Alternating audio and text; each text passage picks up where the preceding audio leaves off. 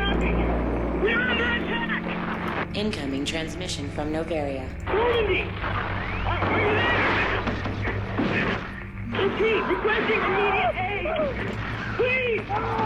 Please! Hey, how's it going? Sorry about that. Request denied. I'm just sending out some tweets.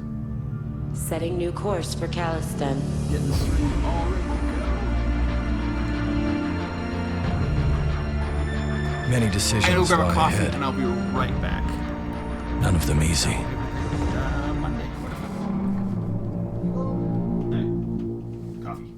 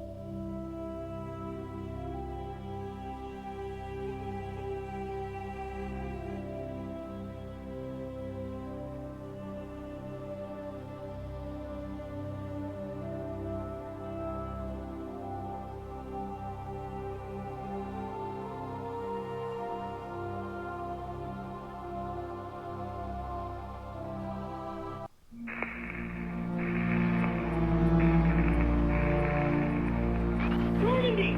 Do you copy? We're under attack! Incoming transmission from Novaria. Normandy! Are you there? Repeat, requesting immediate aid! Too much of the sound. Coffee's here. Request denied. I may have to mute it for a second. Setting new course for Let's see if we're Caliston. working. There we go. That is on. Many decisions lie ahead. How's my voice? My voice seem okay? Mic seems pretty loud enough. So, funny thing is, when I started streaming, I remember I would do whatever I could to delay the start.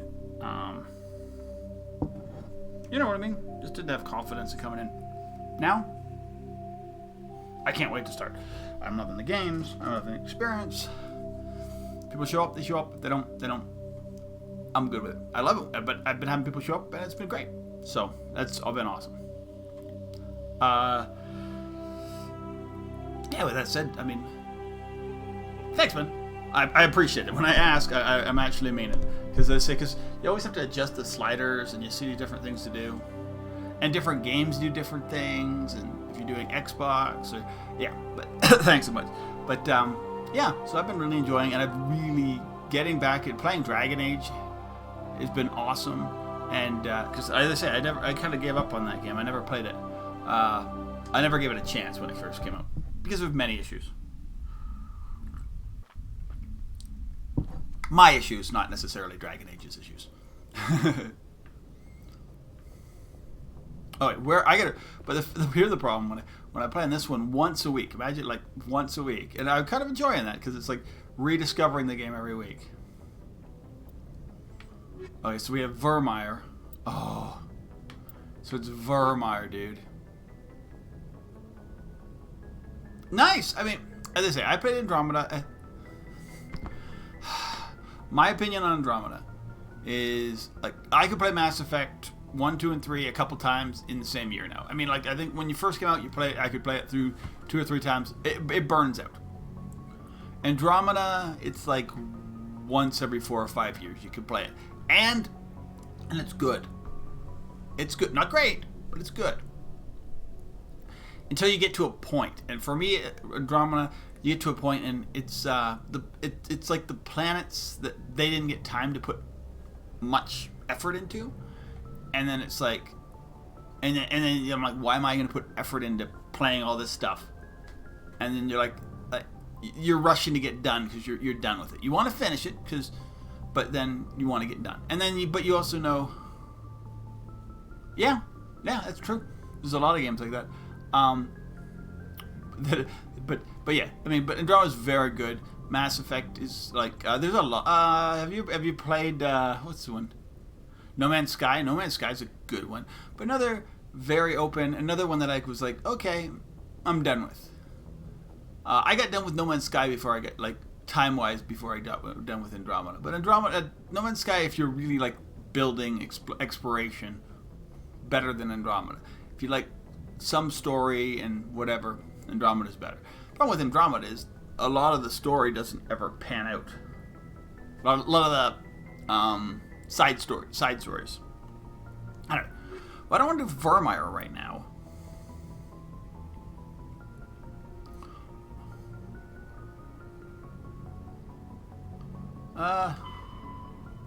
Armstrong Nebula. Let's do this one. This will be a good tally mission.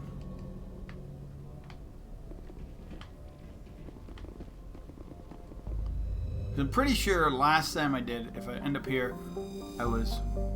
Yeah, I had just done some big time stuff. I came back and did some selling and buying, and so we need Armstrong. Vermeer is important. We might even start Vermeer today. But we're kind of at the point, from my understanding. Coming in from the brass at Arcturus. Patching it through. Normandy? Admiral Hackett here. We're getting reports of a marked increase in Geth activity in the Skyllian Verge. Surveillance drones have identified Geth outposts on 4 different planets in the Armstrong cluster. We need someone to take them out. Yes. All the DLC except for anything that were related to multiplayer in 3, or well, there was no multiplayer at all. And there was one DLC that was from Mass Effect 1 that was corrupted, so they don't have it. I'm on it, Admiral. But yeah, so Finding all 3 Saturn is games, still your top all priority, updated, but you've got all experience fighting upgraded. Geth. Especially You're this one will be logical probably the choice to most take out these upgraded outposts. because it's the oldest game. We're transmitting all the locations of the known Geth outposts in the Armstrong cluster to the Normandy now.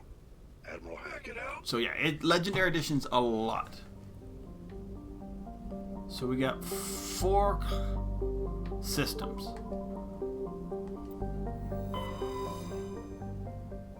Yeah. But yeah, I can't remember which DLC's been lost. I don't think I have it. I think the only one I have for this one is Bringing Down the Sun or something.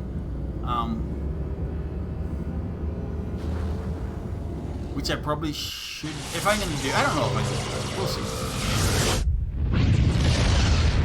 It's okay.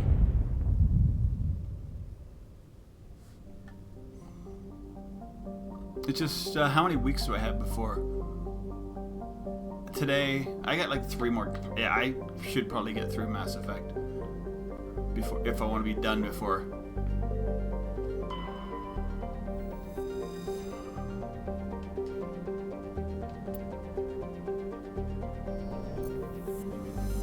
And the way I'm playing, and I only put a few hours in a day, and I only do play on Mondays. I mean, I guess I probably would just have to pick it up and play more than just Mondays. Okay, this is the one. Okay, so that one's the one, so we'll come back to that one. I could, man. I'm gonna get this game done. I'm not gonna do 2. I'm not gonna do 3 until the Legendary Edition. Because I've played those enough. This is the one out of the 3 I'd played the least because of reasons. And that a lot of it is Mass Effect 1's fault. Best story, worst gameplay, which I mean makes sense. Your teammates do not react very well. The battle is janky.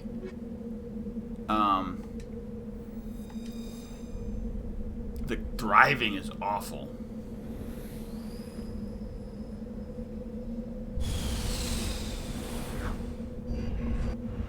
Like, the worst.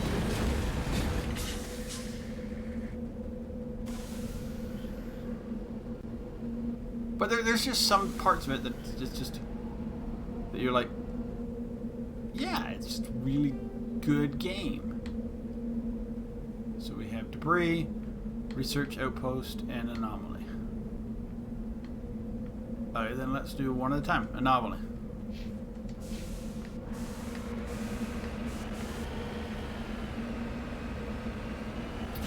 The one thing I have heard is they're going to put rear boosters on this thing.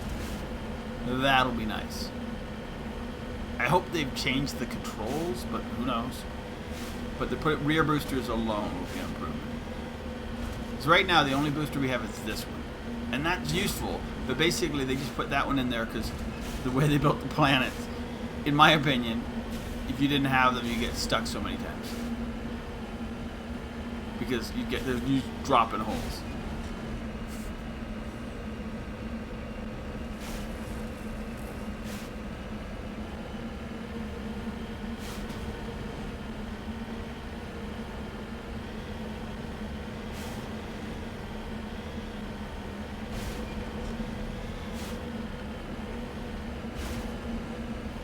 I'm going towards an anomaly. I am. Okay, cool. Oh, but there's another... Oh, that's not debris. That's minerals. Oh, it's just right next to the anomaly.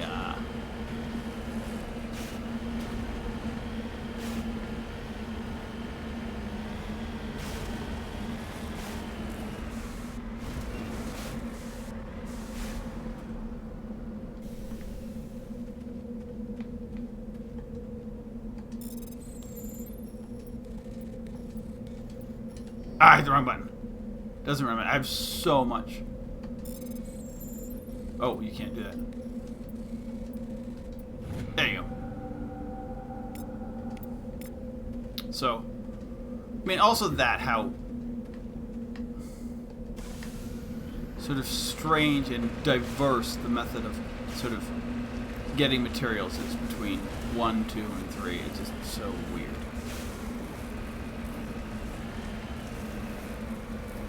Crashed escape pod. You never find too many like living people. En route.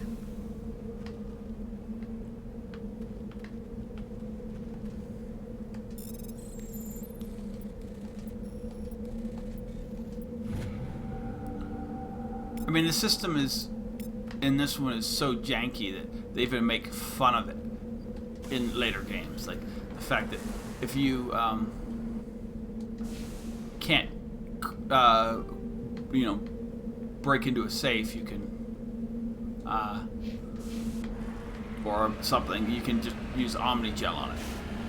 Because reasons.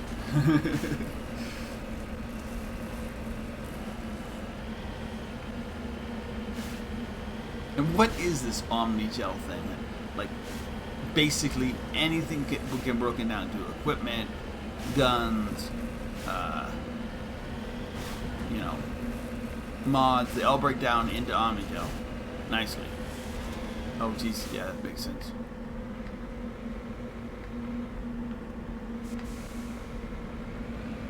And its only use for me is to open these windows.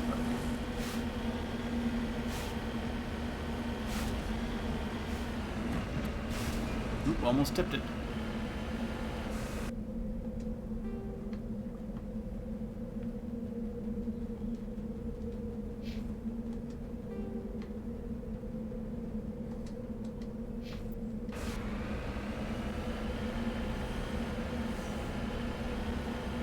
Driving this thing is,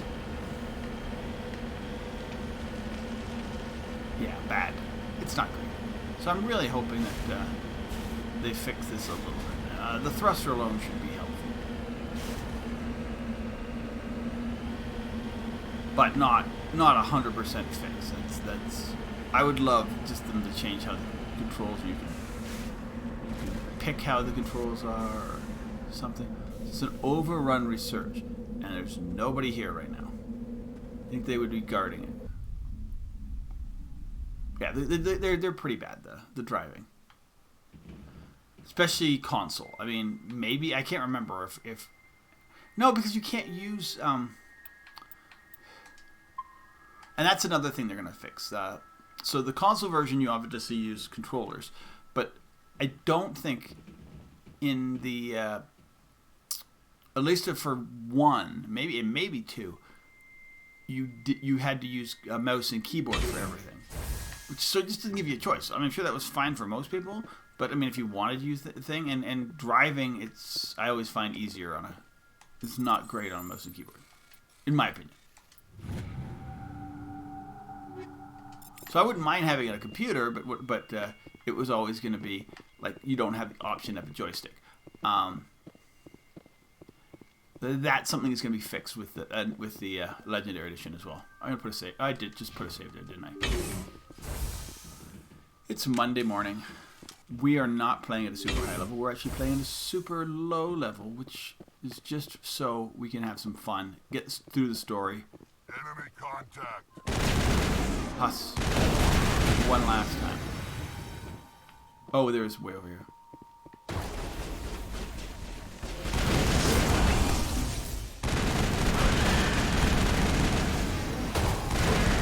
Knocked him. Come down. Come on. Why is it like electric? We good?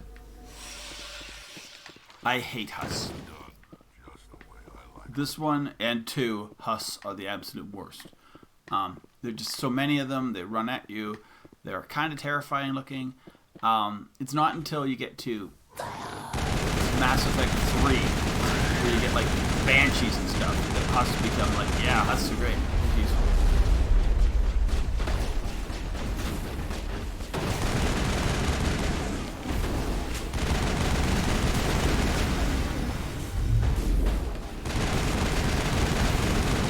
God, fighting in this game is so jank. That's why I'm playing at low level, because like you get murdered in these things a lot. Because this is your cover.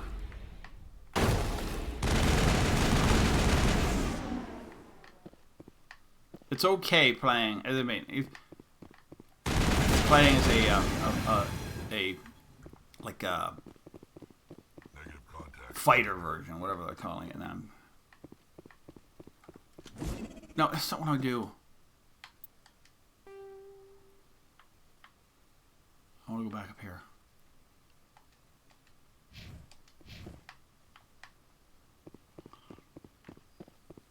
The warrior class, or whatever they want to call it.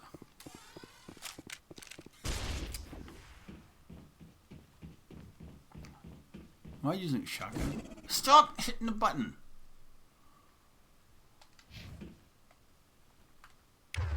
No shotgun.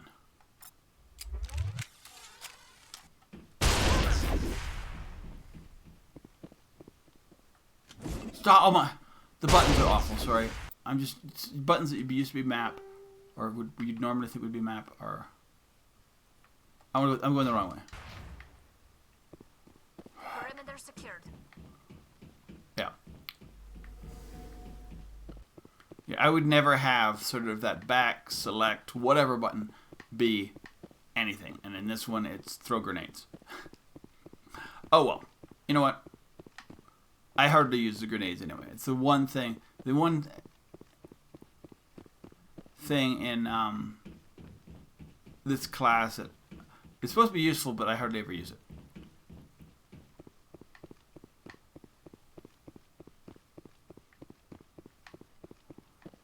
We're looking for a present for Tally. Tally needs a none of that stuff's any good for us right now. It's not horrible.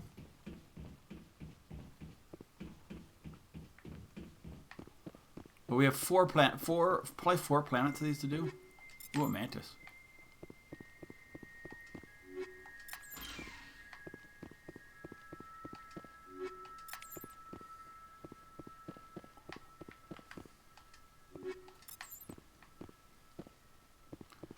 And then we're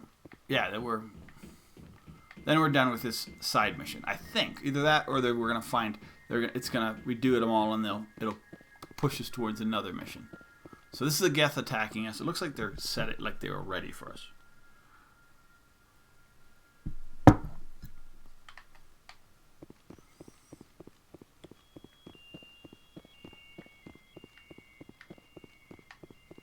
So yeah, I mean,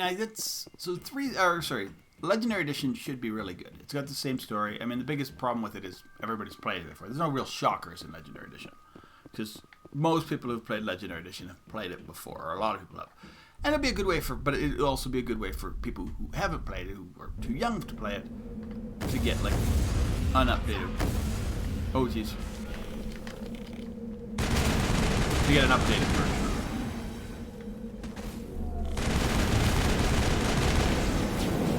Oh yeah, they do this at all of them, don't they?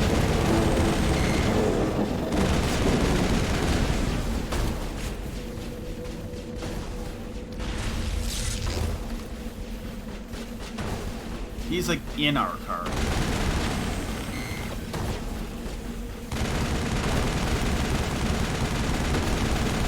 He is glitched, I think.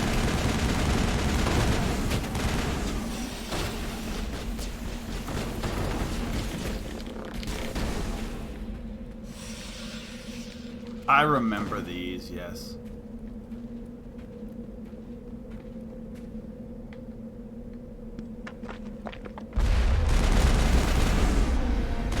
These outposts left to clear out? This should be fun.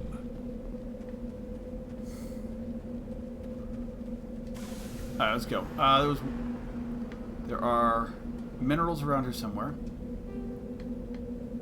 And then debris, and then we're out of here.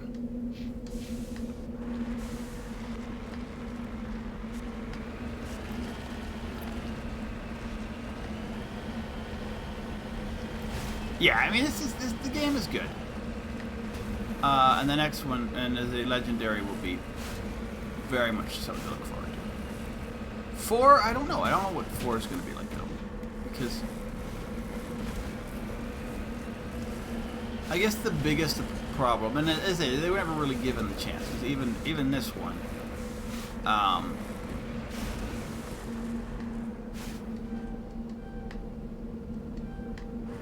The Reapers weren't really a thing until right at the end. Till they were.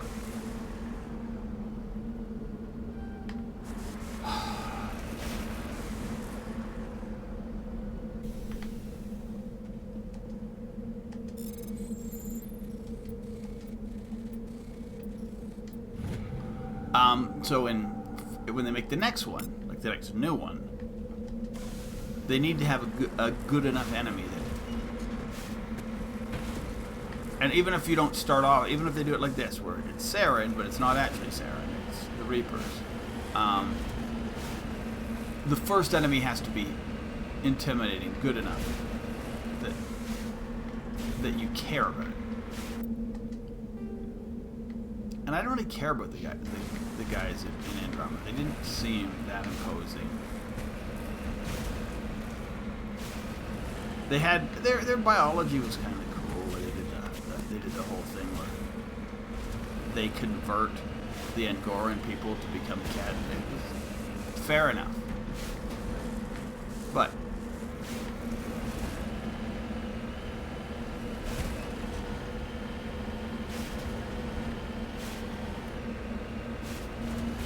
there weren't enough characters that you actually cared about in that game to make it.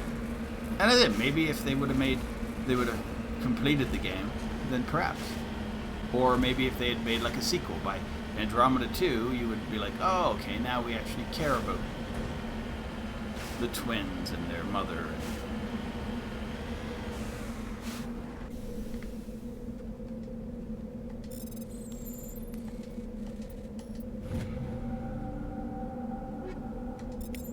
I'm gonna say this, I didn't in the whole. Not enough in Andromeda. There were characters you liked, but not enough.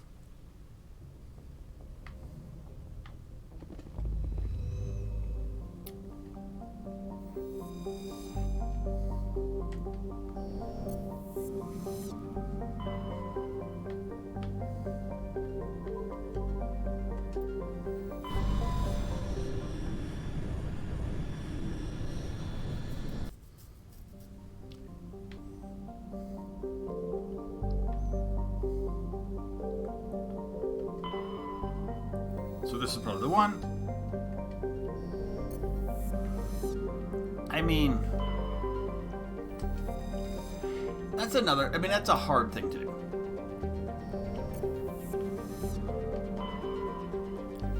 the one you can actually land on is the one you need to go to. But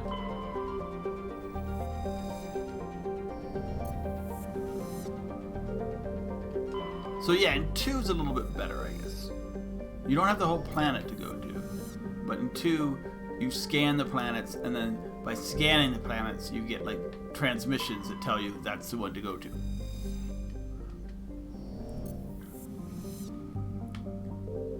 And then you get a little base to go to. And they're normally pretty small. Sometimes, yeah. We're going to keep us the same team. We're going to take probably Liara and Rex to, or Liara and Garrus to Vermeer. Well, actually, Vermeer's big.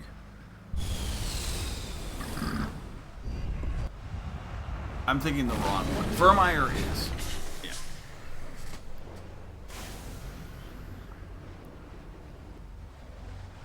Is what it is.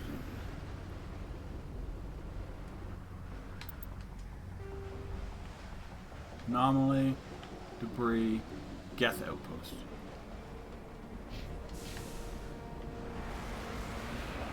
Snowy planet.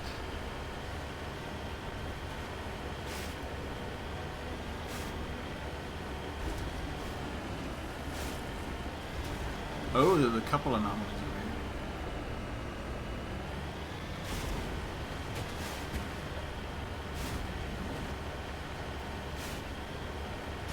Oh. Goddamn pressure off.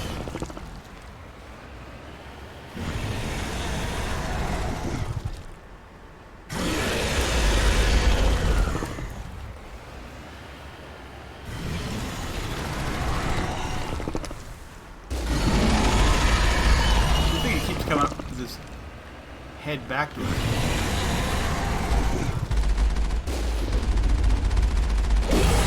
Dead.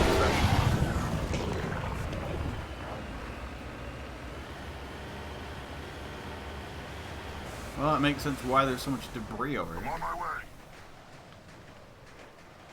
Geth.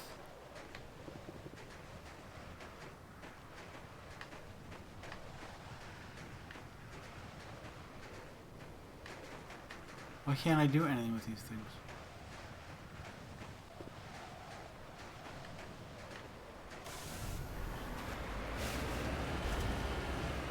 So they must just be like, hey, it's a thresher mod.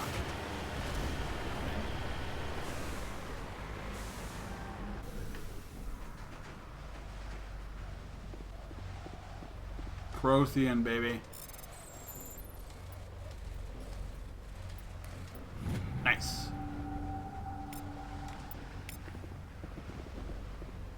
Ooh, that's money, dudes. Not that we need money. I think we have infinite money at this point. No, not yet. We were at 9999999999999, but we'll drive by this again. I think it's just that there's nothing there. It's people who were absolutely destroyed by the. I don't see anything that's clicking on. Fair enough.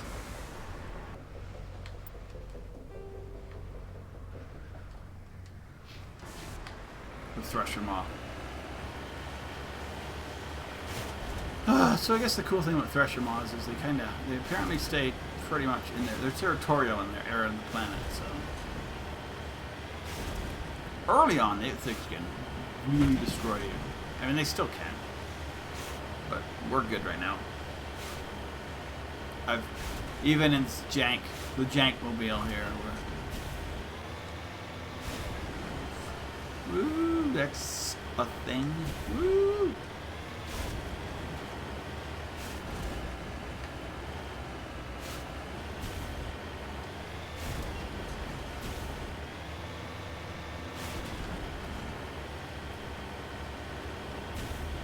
It's funny, I actually kind of like my schedule right now, the games-wise. Oh, yeah.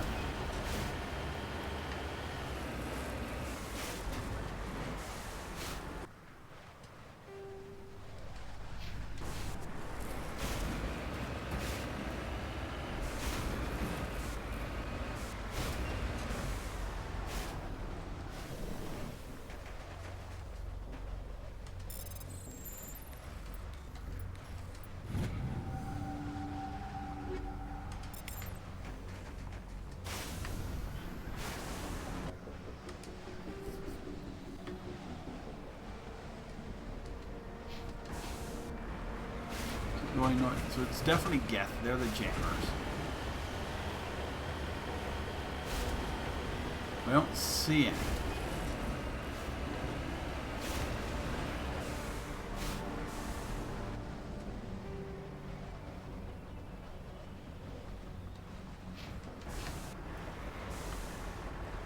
Where the heck are these dudes?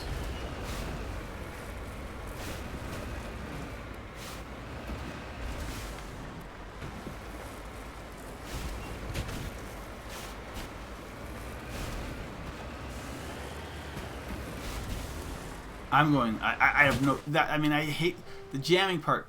Is kind of cool, but it also really sucks because it basically puts you in a point where, on a map like this, you have no idea what you're doing. So I would at least like to have like, hey, here's a direction. I put a direction here. Fair enough. You can't see anything else, but you at least know what direction you're moving. Where, like, I think, yeah, there it is. I'm in such a bad. The shooting in this game is so bad that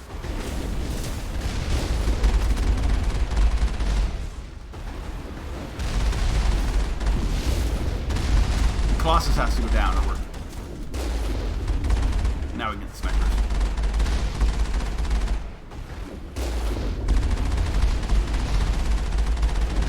There's rocket troopers here somewhere.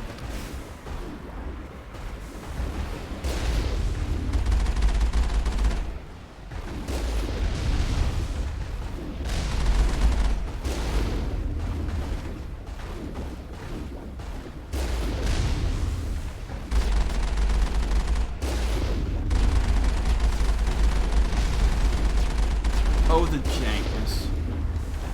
Get out. We just need to murder these dudes. They're not that hard.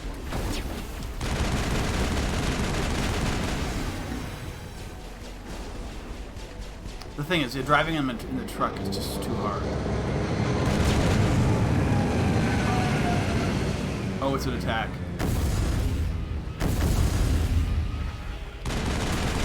Oh, it's just one of them. Yeah, this one. I thought we'd have to go through a bunch of Prime has to go down.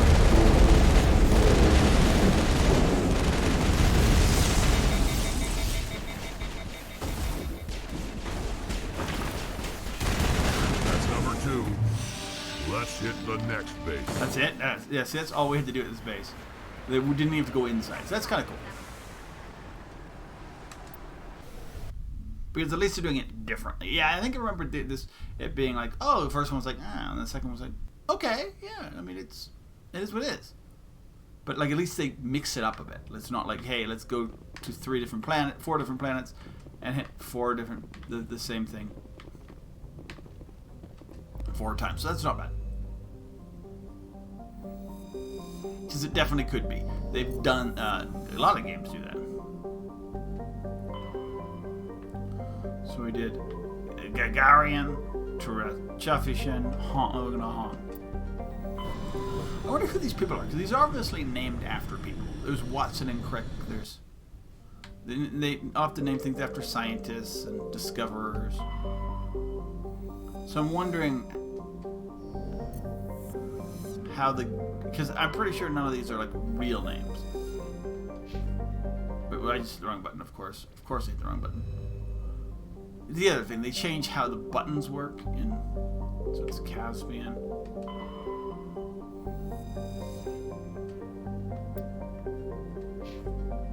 Then there's like there's Amazon, there's the river, I'm hopefully, or the basin as opposed to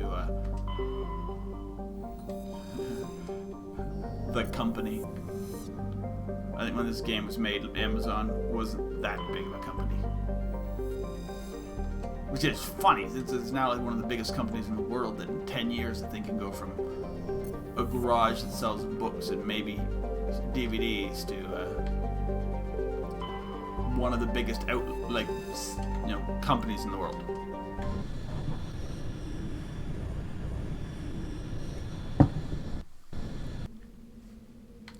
I'm gonna keep the same team because my assumption is Tally is that this is where we get Tally stuff. Tally mission done.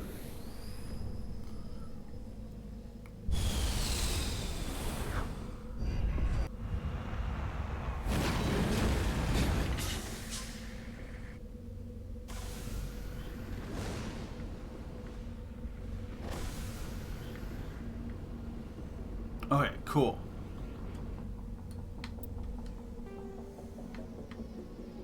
Geth Outpost, Anomaly, Debris, Signal.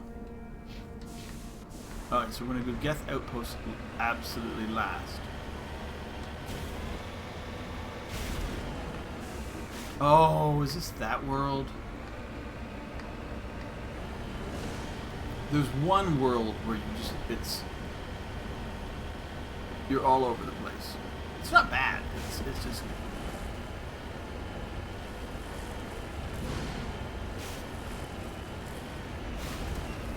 it's not a bad thing. It's just a thing.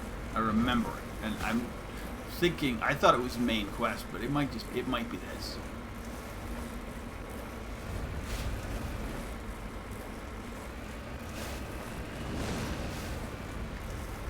My last time through Mass Effect 1, I absolutely or at least the one time I did, I actually did I was as much as 100% as I could do.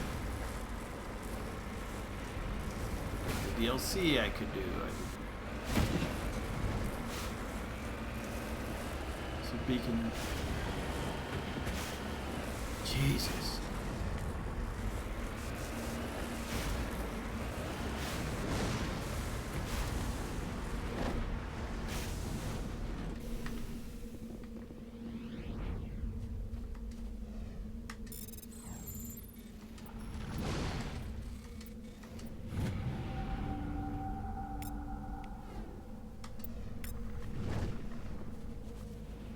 This might not be it. Well, might not be the world I think.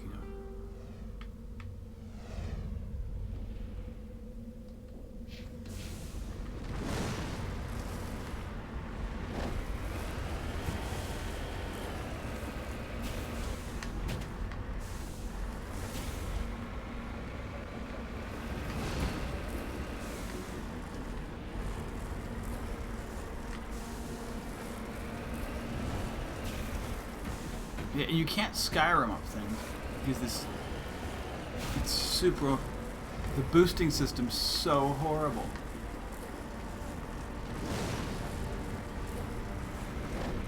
It's more likely to knock you down than it put you up. It's basically a method to get you out of holes.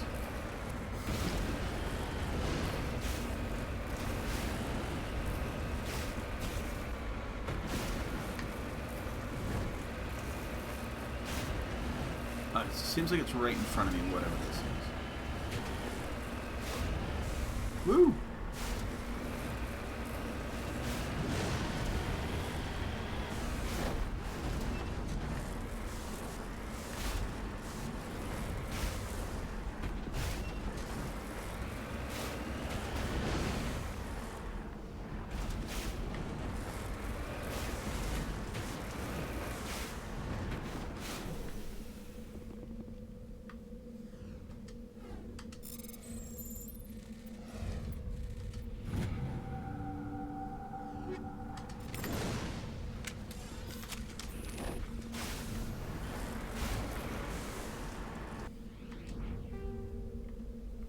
Okay, the anomalous signal definitely has Geth there, because I can already see it.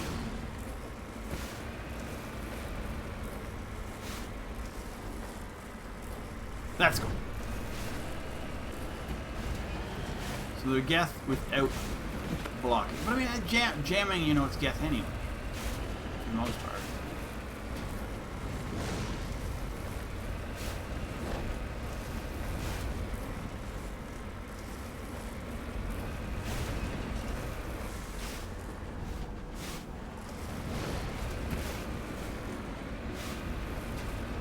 So how do we... What the heck is that?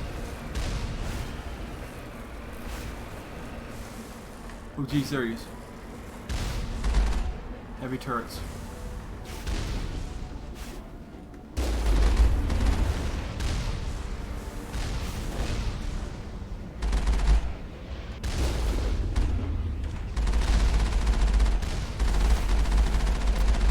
Got it.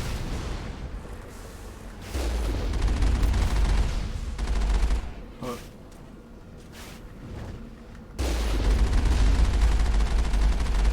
Yeah, I'm not getting anywhere near it. Oh, there's another turret right there.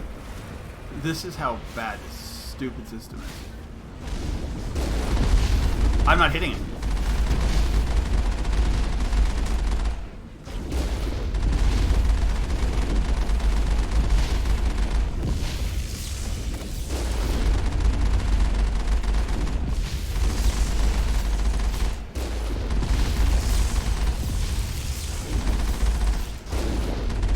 There, finally. Securing point. This is why I hated 1 the first time I ever played it. I played it like a higher level, and I was like, this is not for me.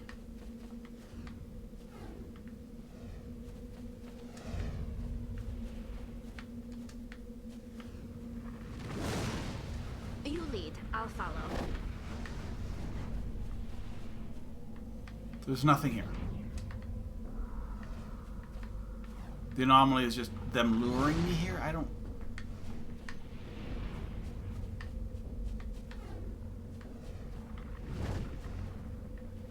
Unless it's glitched, I mean, but whatever. I mean, I don't care. No sense standing around. It could be glitched. I don't remember if there was anything there or not. So we want to get in here. So basically, we want to get into that lead-up area. No, we're not even injured enough to repair.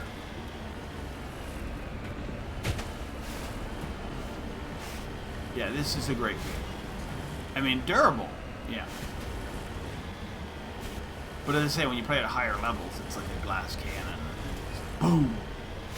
Not as bad. Oh, the 1 and 2. Oh, that gets one shot by Geth lasers in that one battle. Yeah, if I never played that, I don't know. I was gonna say if I never play that again, it'd be okay. But I probably will play it for Legendary. Maybe they fixed it. It's so annoying. Redeploying.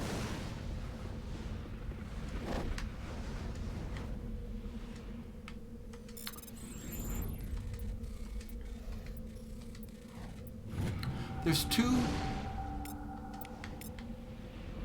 parts in Mass Effect. 1 and 2 and 1 and 3. They're all about dodging. 1, it's DLC in Mass Effect 2, where you're in a vehicle and you have to keep dodging this Geth laser. And it's like...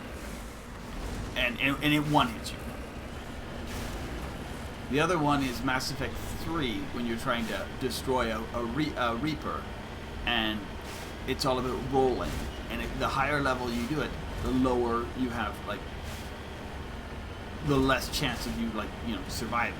It's like you have so in both of those things, I tend to like lower the difficulty level because it is so annoying. It's one of the most annoying things.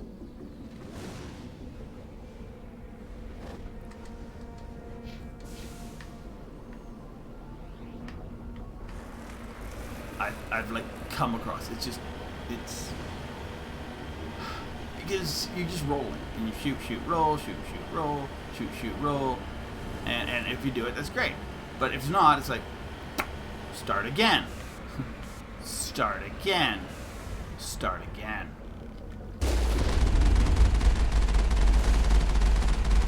Is there any armatures here? No, we're just gonna get in the middle, you know, because this is.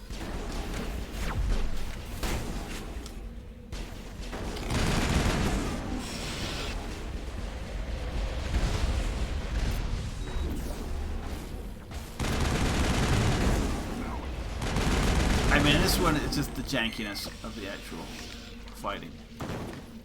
All targets down. There's a dropship.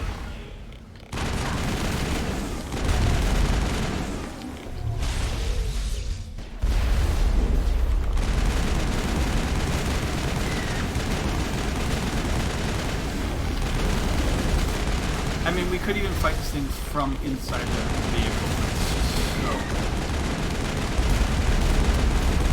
Shooting in the vehicle, well, one-shots a lot of these things.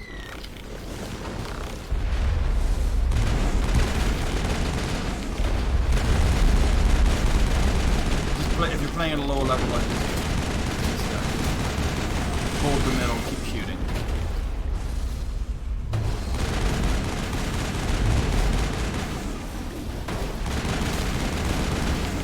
Sorry, or not ready.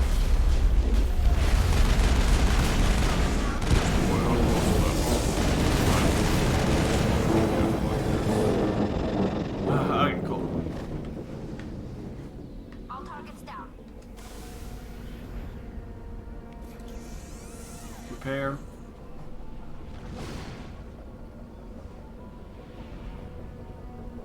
Yeah, that... We got pretty wrecked.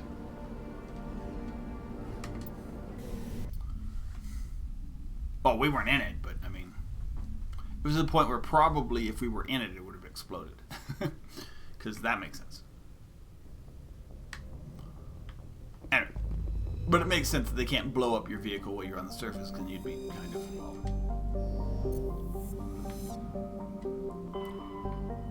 unable to do anything. Vash me.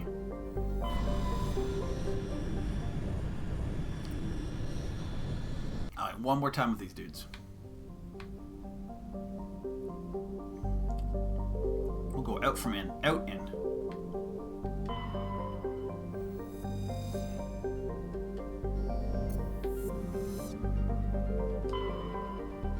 Yeah, because I was expecting that last one to be. You don't expect to be able to land on a planet too far out from the rings. Although this one's a little close.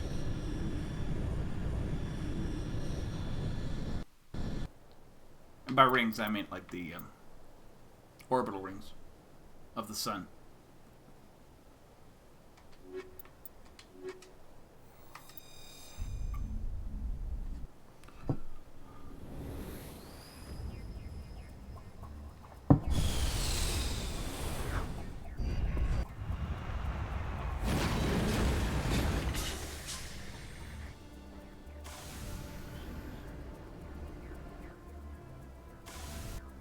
Let's see what we get to find on this planet.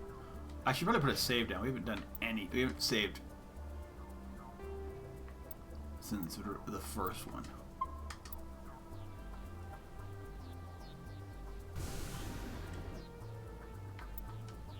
So we got Anomaly, Debris, Base. Anomaly, Debris, Base.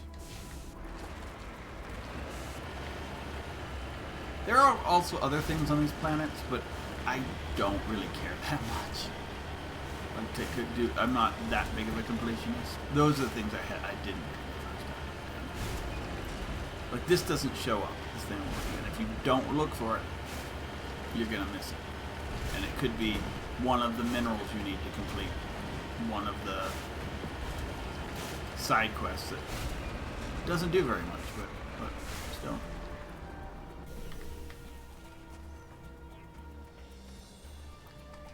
Gives you money, gives you experience.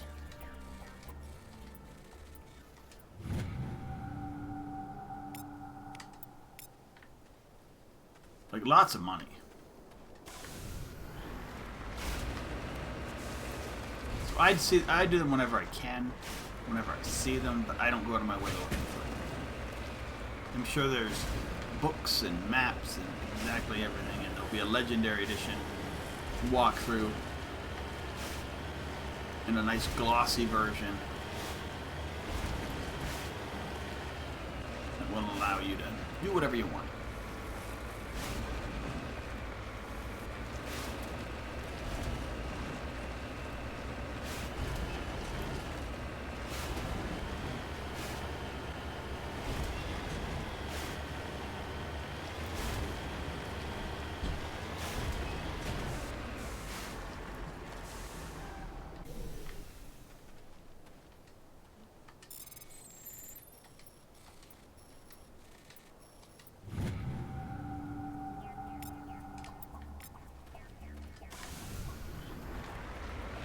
There's another one. I don't think this one was posted.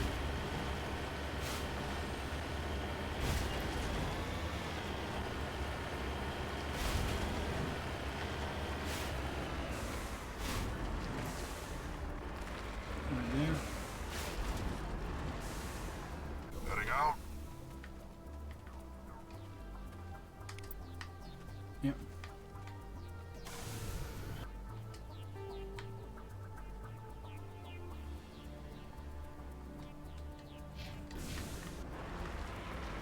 So yeah, we've already found 2, like, ones that weren't charted.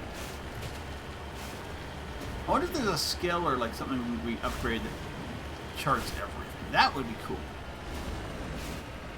So you didn't have to... Better scanner or something. I'm sure there's mods for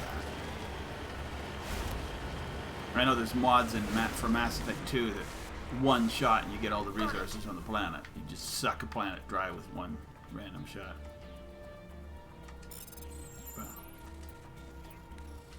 Which I wouldn't recommend. It's not, at least the first time through, but yeah, I mean, after you played it enough, yeah, go. I mean, if you're just trying to speed up some of the grindiness of the game for 2, yeah, go for it.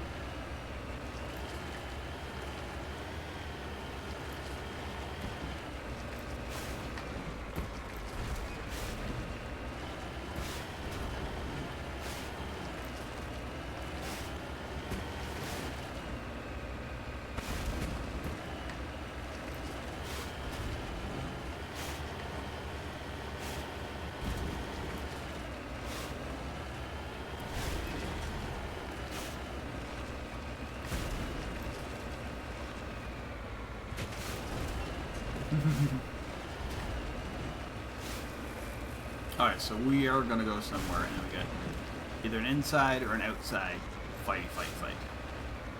And then either it'll either be over or we'll get a, hey,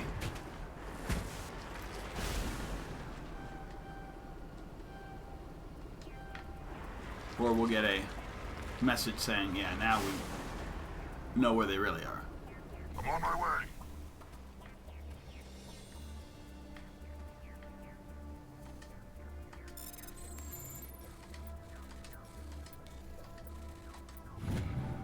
So you wonder, and they say, when this has been pretty early days of BioWare, making this game, I'm right here. did they know this game would have the impact it does when they're making it? Like, I mean, I guess you never know. You hope. You feel. I mean, you wouldn't be making a game that you thought was absolute trash. Although I'm sure that's happened before. Where you're like, yes, they told me to make a game. They gave me this much time. I used my resources. I know it's not what I want to do, but you know.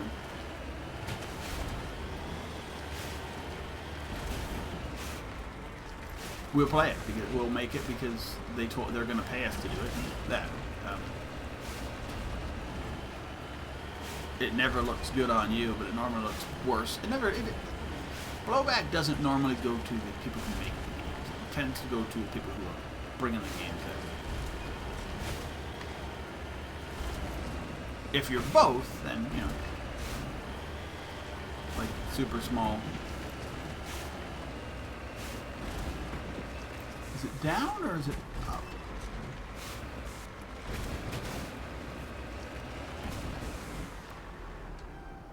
Got it. Oh no, okay, it's just getting all the.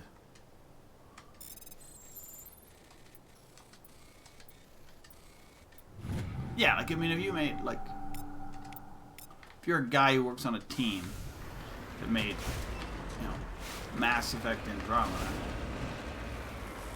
You know, fair enough. You know how to make a game. Did people love it? No. But, I mean, your part may have had nothing to do with that. You're the one who, like, made the car driving part.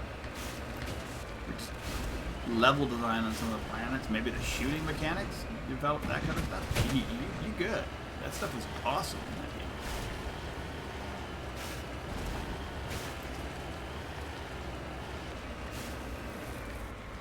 Here's a question I'm going to say to anybody out there.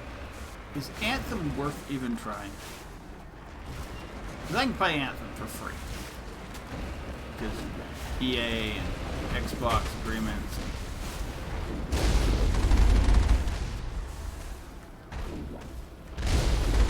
But I mean, if EA is even going to give up on it.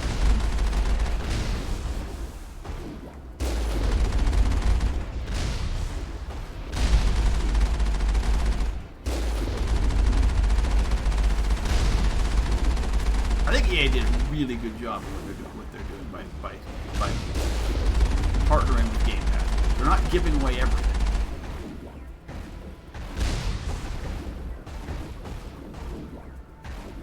They're giving away enough that makes people interested.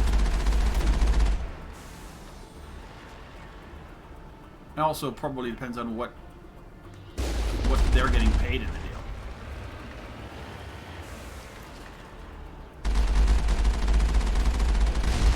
And they can advertise their own game. Oh, Jesus Christ. Colossus landed on us.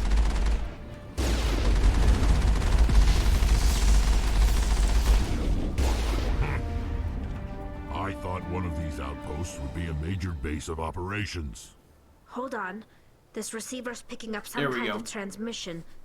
Based on the signal strength, I'd say it's coming from inside this star cluster.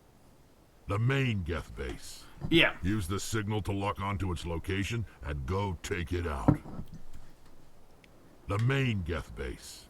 Use the signal to lock onto its location and go take it out.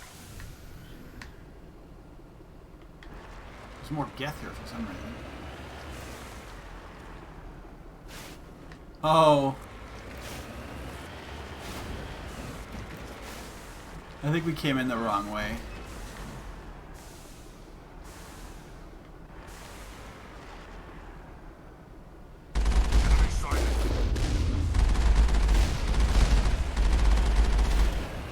Yeah, we totally came in the wrong way.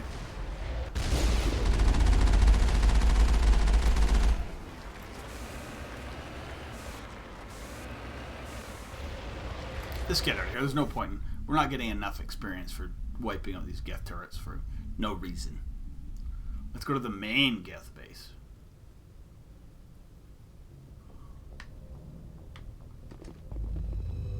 It says it's coming from inside the system.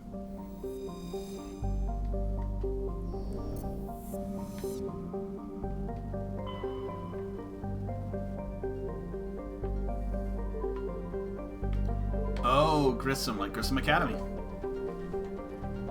Mass victory.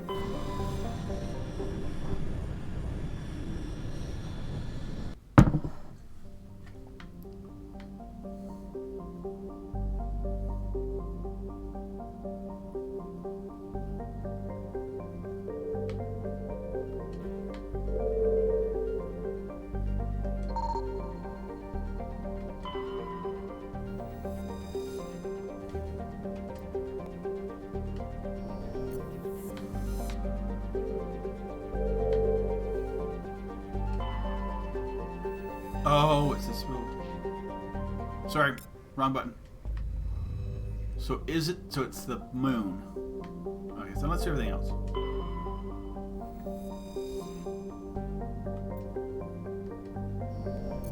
So they don't really let you come to this system.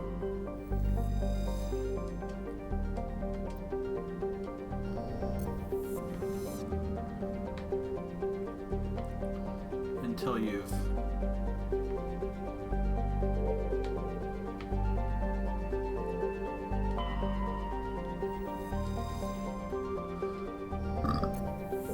Excuse me. Let's go to Solacrum. So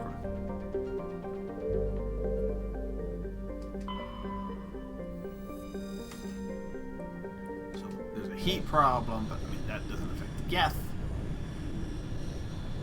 We're gonna bring the same team. That team. Basically Team Talizora. Because I want Tally involved in these ones, because you don't necessarily have to bring them. Your main quests are, the ones that I remember is Garrus wanting to get that doctor who was like doing horrible experiments. The armor for Rex, and something for something Geth related for Tally. Liara I don't think needs a loyalty because it's debris, anomaly,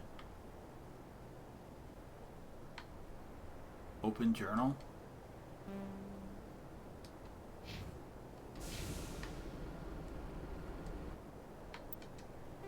literally just say that? Debris? Anomaly? Nothing. I with him. Anomaly, debris, I guess. That being, I'm expecting an exclamation mark to be like the way.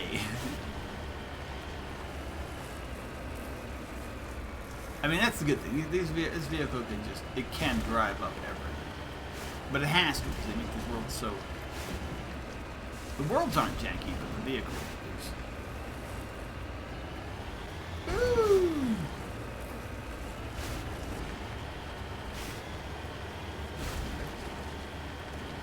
I guess they have more structure to the world, as opposed to just like, hey, mountains and valleys.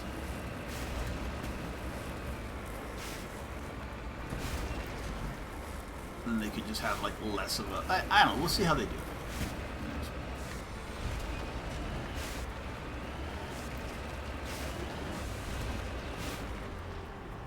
Heading out.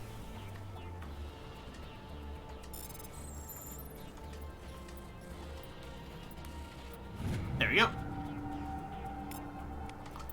Yeah, I mean, I guess we can't really say anything, but I mean, I think the vehicle, I dislike the vehicle, but like, can they make it better without drastically altering like the worlds? We'll see. Like, I mean, I think the thruster will help.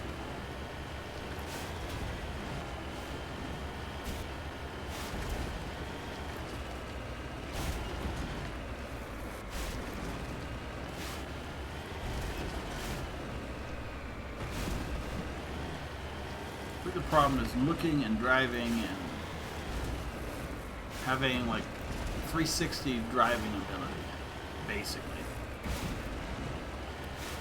and 360 looking ability. It was just too much for me. I mean, for some people it might be like awesome. Like, I can drive this direction or this direction, and look in this direction. And I'm driving in that direction.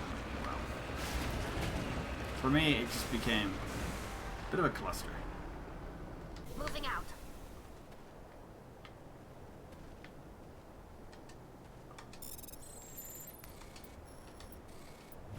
There we go.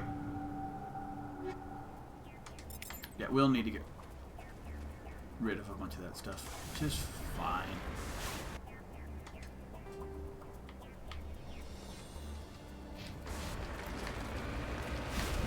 I think we're good on virtually anything. We're maxed out on what.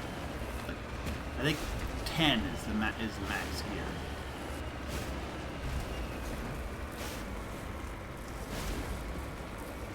I've never seen anything at 11. And what are my squad? My squad's at 57.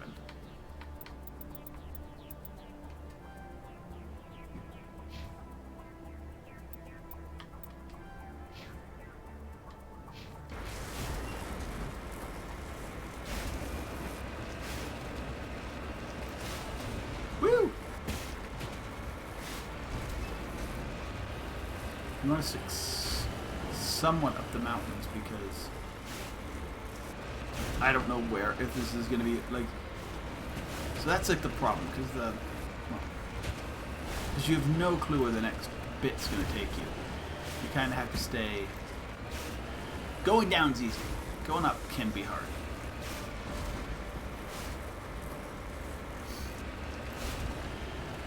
But then they have like these setups that like they should come in this way, like in the last one, and because we didn't, we like defeated the base without even encountering the turrets.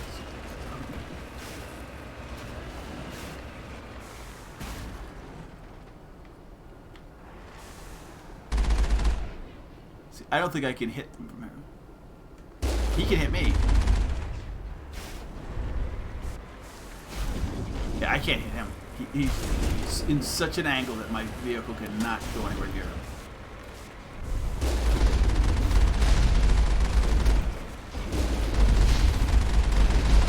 Can I knock him down? Yes, I can. Which is awesome. I gotta knock the other Colossus down. Then we'll take care of those guys. Did knock down. That was a little janky. Drove right through him.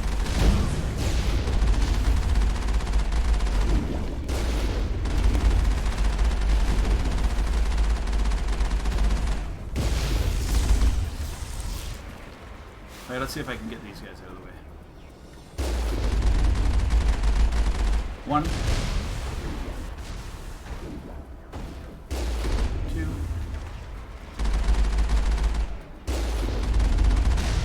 I wonder what bunker this is. Probably the standard.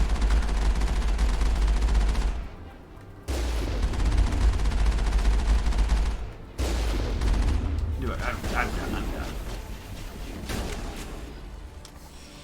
Alright, so the standard bunker. All clear. And as we go in, there's nobody in the first couple rooms. Oh, no, it's the other standard bunker, I believe. Yeah. Okay, so there's two standard. One, you come in, there's all the things, it spreads out, whatever. This one is the 2-floor standard bunker, which doesn't even make sense for how it looked on the outside. But, you know, because we're going down into it, it's going to have a top, yeah, whatever.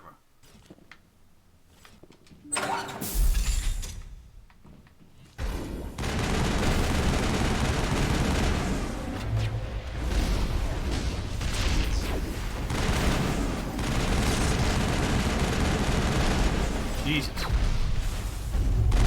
I'm getting a little warped here.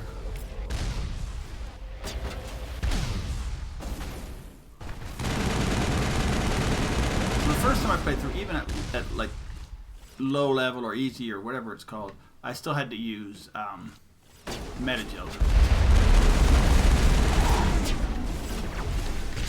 So not get like destroyed. Now that I'm like in New Game Plus,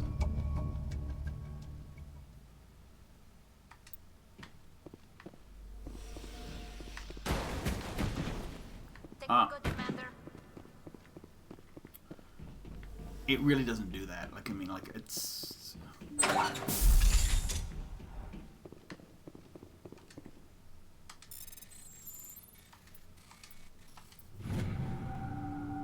If it's junk, I'm gonna get rid of it. Krogan Mercenary. I'll take all. For now. Wow. Yeah, we need to go to, like, the cellar.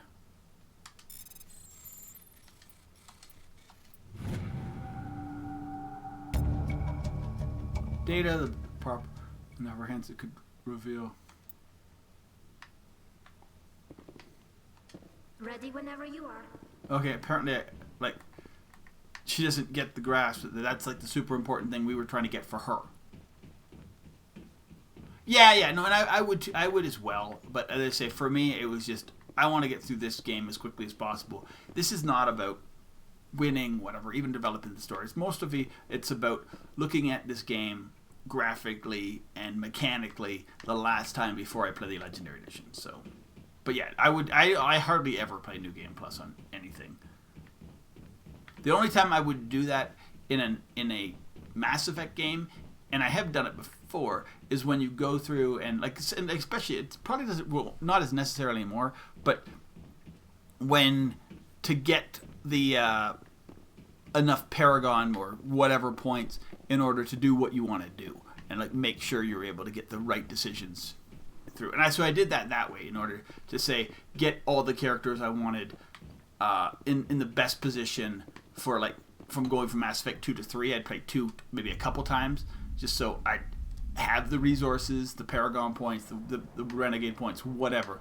But besides that, no, I would not. It's the only reason I'm doing this one is because this is my last time playing this version of Mass Effect 1. Because,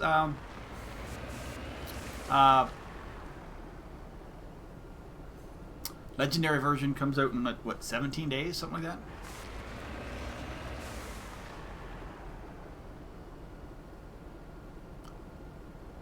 Yeah, fair enough. But as I say, I just played this last year, too. Like, let me see, my last, let's go to save. My last save was, let's see what it says. Yeah, was April, so just about a year ago, 2020. So it hadn't been that long. And that was that one. I did that one, and then I did all 3 game run through. I also don't know if I'm going to do Fem Shep or Male Shep for my first run through Legendary, but we'll see. I'm very excited about it. As I say, oh, nice. The problem I had is because last year with COVID and everything else, I was just like, okay, what am I going to play? So I'm like, I'll play Mass Effect. So I played Mass Effect through as I avoided 1 because 1 is, I always found 1 to be super janky. So I played 1, or I played 2 with the comic book, which apparently that is going to be in the Legendary if you want it, and then 3. And then I was like, you know what? I really enjoyed that. I got people here. That is a cool. And Tally, I do like the Tally relationship. I'll tell you a story about that as well.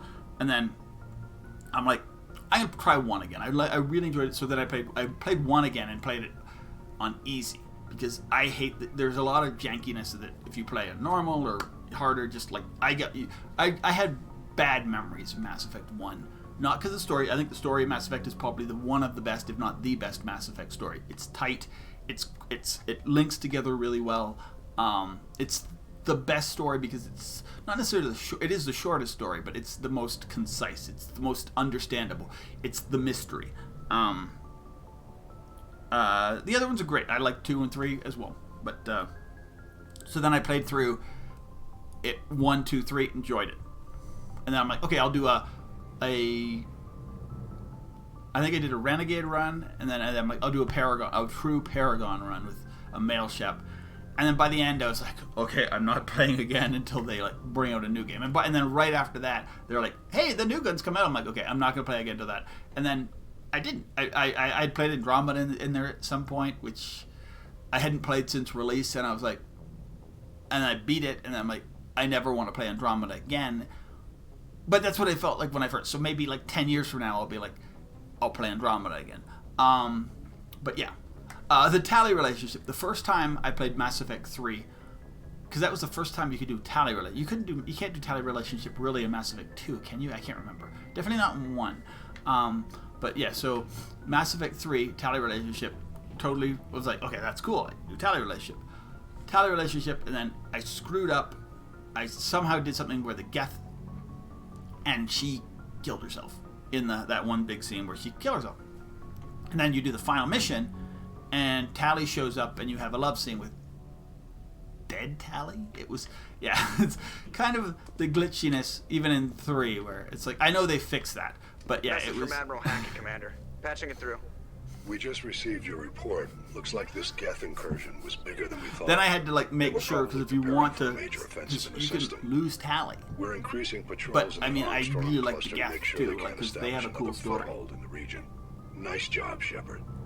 You So saved then a I lot had of to like human lives on this mission. do back research Hack to it figure out. out. Yeah, there's a certain research you have to do, and you have to be like, it's not, you can do it randomly, and that's the first time I ever do things.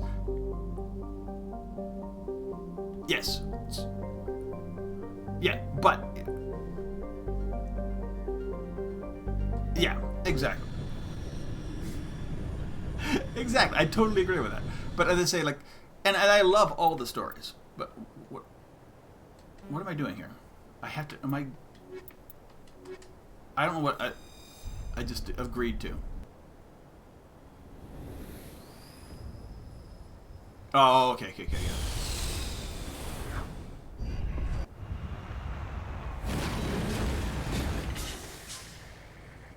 I just went back down to the planet, didn't I?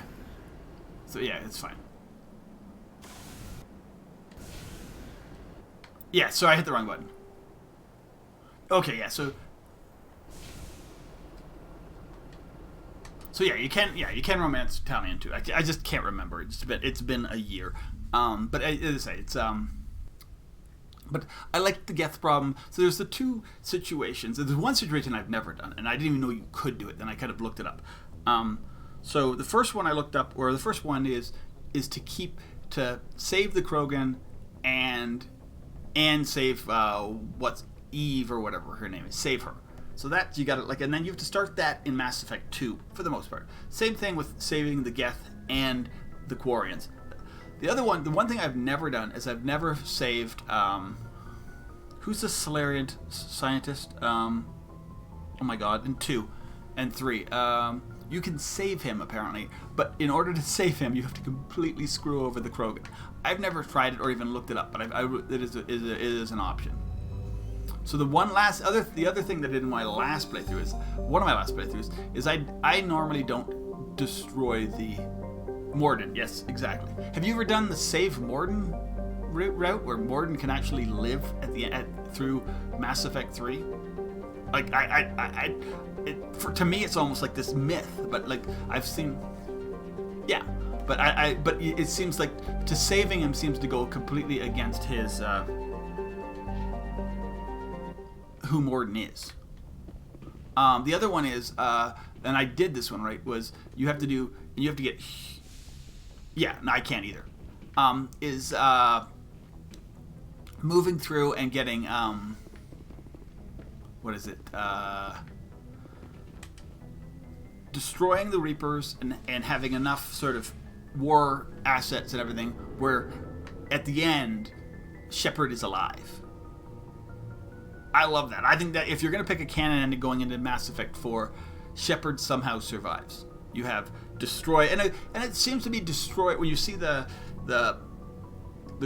what they're looking for in 4, like the trailers and such. It looked like destroy was the option. So why don't you go destroy and best option where Shepard somehow survives and like you see the thing up, but like so I'm not saying you need to be Shepard in Mass Effect 4, although I would be against that. It would be cool if they could do Shepard, I need to talk to you. It's important. That somehow Shepard survived. You know the data you took from those Geth control nodes? The information you uploaded to Alliance Control? Yes. I want a copy of it. You want to bring this data back to the migrant fleet? Those files. Yeah, I'm sorry, it's just been a while, and it's a Monday, dude. I love Morden. Morden's one of my favorite characters in the game. Helping us reclaim our homeworld.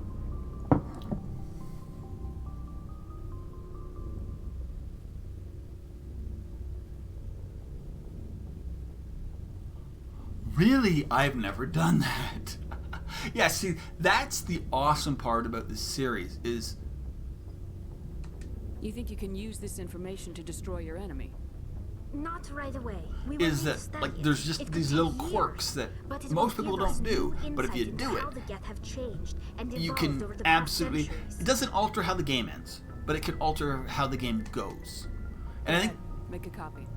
That's one of the problems people have with the ending. Like, my choices didn't matter. I'm like, yeah, they did. They just didn't matter in the final ending. I mean, everybody's like, well, you only have red, blue, and green. Fair enough. My solemn promise to but what did you want? Until Saturn and his Geth armies are defeated.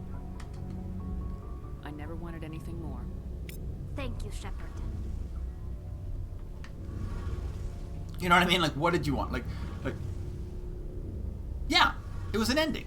And an ending to any game is the ending. If an ending to a game is like, okay, it was a great game, but I hated the ending. But it was a great game. It shouldn't be about the destination, the ending. It should be about what gets you there.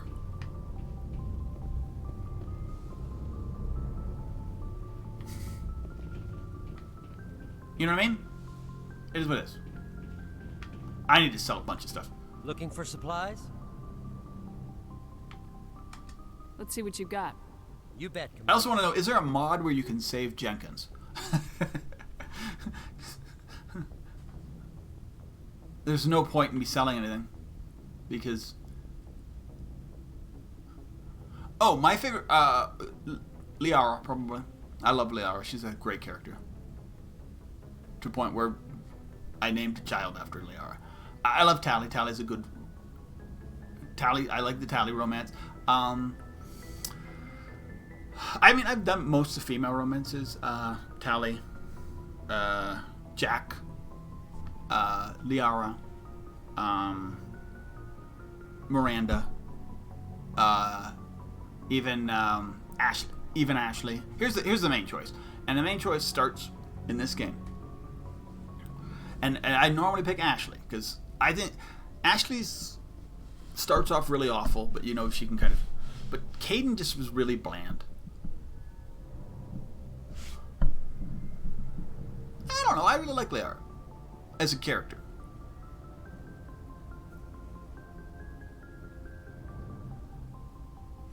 I really like the whole concept of like they're really. I think that's really cool. Am I buying? I'm buying here. View comparison. It's awful. I guess I'm just converting a bunch of stuff to... Oh, I found this out. And this is going to be like game-changing for somebody like me who like hoards equipment. In the new version, Legendary, you will be able to bulk destroy stuff, get rid of stuff, as opposed to having to go through what I'm going to have to do now. And I don't know how it's going to be, and you'll be better sorting. It's just this menu is going to be better from what I hear.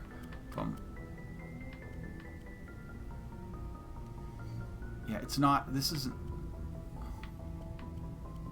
you know what, I can get rid, like, I have so much, yeah, and you notice that none of your characters are in Andromeda, or do you not including those ones? Because, yeah, I mean, I think, yeah, they're actually going to, yeah, they're actually, I'm not sure in shortcuts, but they're actually going to, just make, especially breaking down stuff, omnigelling stuff in bulk, as opposed to having to do, I know these are whatever, but I can buy these whenever I want at this point. Anything's under 10, I should just get rid of at this point. Drac was pretty cool. Yeah, I did like Drac. I liked PB. She's okay. But, I mean, even having a female Turian was okay, but she just seemed to be whatever. Like, not very many of the humans. Yeah, it's really hard because you say who you really like, and you like them in different ways. Like, Garrus, for me, yes, I agree. But Garrus is like your bro. So, I mean, Garrus, Liara, Rex, yes. Oh, yeah, here's the thing. If you had to pick one, Rex or Grunt, because Grunt's amazing, too, and you're right. It's kind of interchangeable. Legion is awesome. I think the biggest problem, yeah, I think the biggest problem with Legion, and it's not Legion's fault, is you don't get enough time with Legion. Legion, you get at the end, then you do his mission,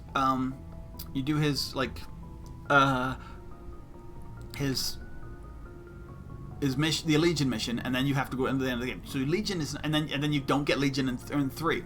So Morden is amazing. I don't use Morden as a character. Morden, as I said, and you're right, the characters are just as they are. Morden is a character that I don't use very often in Mass Effect 2, but I love him. Like, conversations are great. Having him in Mass Effect 3 is great. Who's your assassin in 2? The green guy, the Drell. I'm forgetting everybody's names today. It is one of those things. I'm getting old.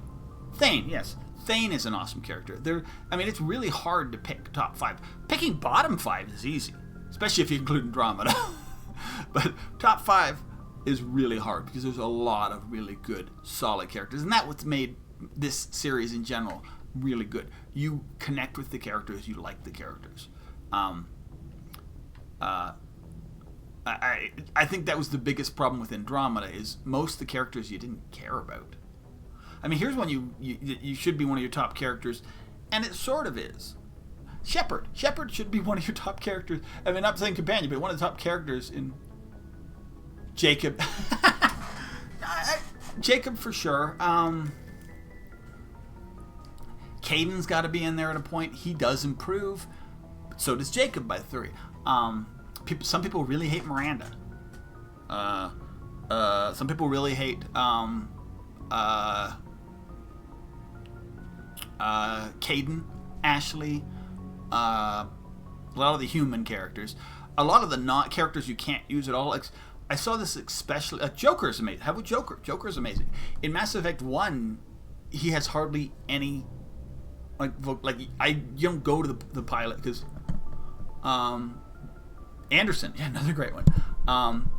Joker becomes a really great character. Edie, another great character. But when you go to Andromeda, like, the characters that you couldn't take on your team, they were cool at first, but then you realize you've run out of conversation with him. Last time I played through Andromeda, I played through as a female trying to romance Suvi, and because I thought she was good. She was a nice looking character. I liked her voice. She was sort of interesting, and then you start trying to romance her, and by the couple times.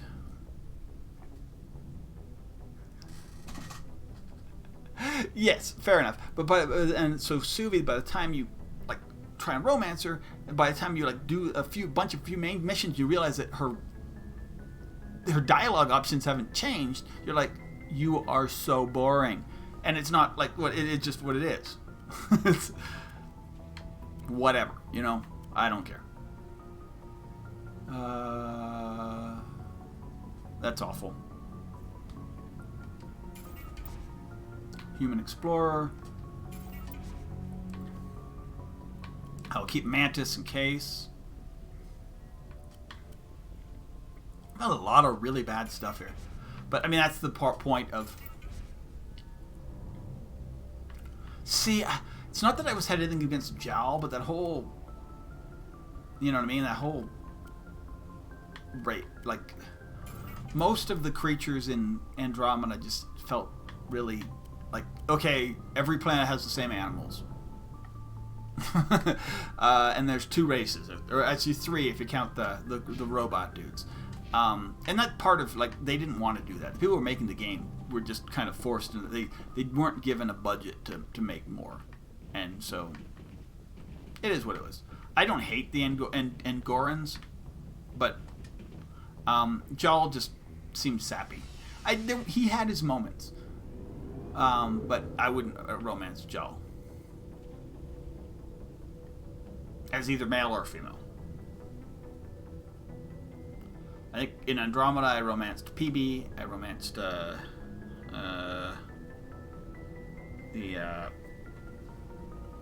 blonde girl, whatever her name is. Just whatever. I mean, it's just like they weren't as good. And as I say, and it's Cora, that's it. But I think had they had an Andromeda 2, they would have developed. Or if they made any of the DLC they promised, they would have developed. But you know what? It is what it is. You know, we're in the what ifs here. So, investigate samples, hostile takeover. So Rogue EI, this is actually Edie. So here's my problem right now. Is I'm trying to, what time is it gonna get? So I got like another hour. Do I start Vermeer and kind of go end game, or do I just kind of keep going around and doing? I think for today I'll do this, and then next Monday we'll go right into.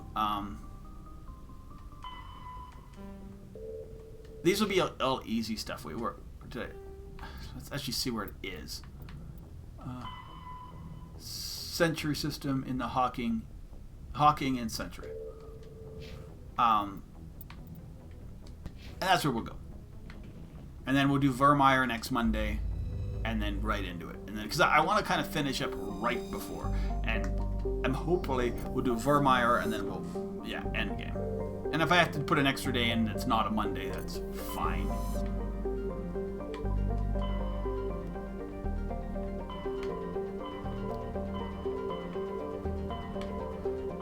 By this many times through the games, I should know where the systems are, but I literally don't. There's Hawking.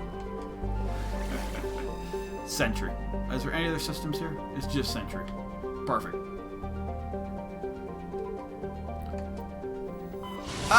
We'll bring Team Human with us, because I'm sure it's a real boring system.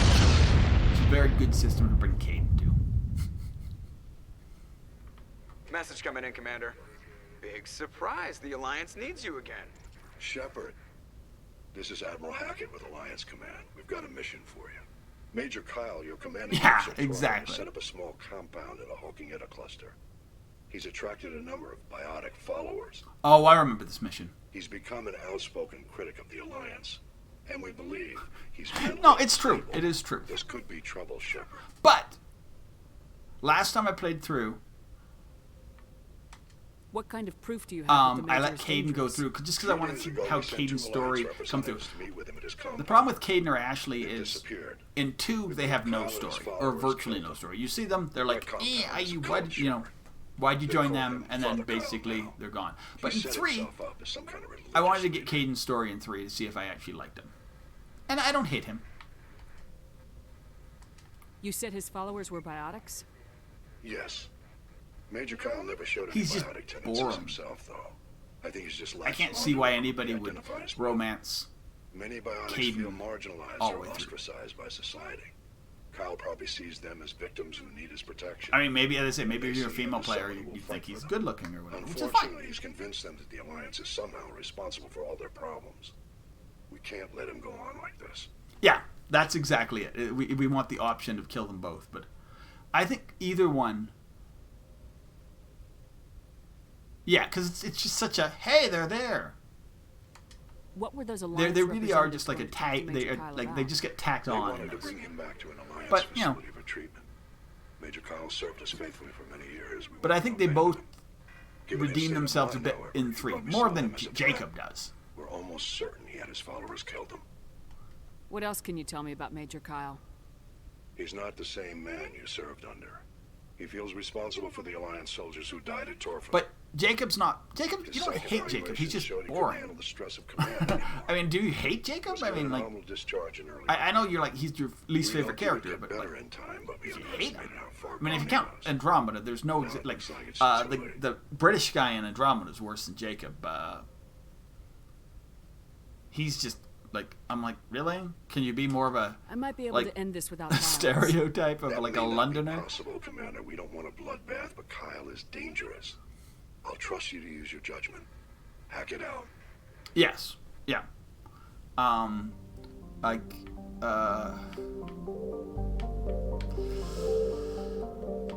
I don't know anybody's names. I know, PB. I know,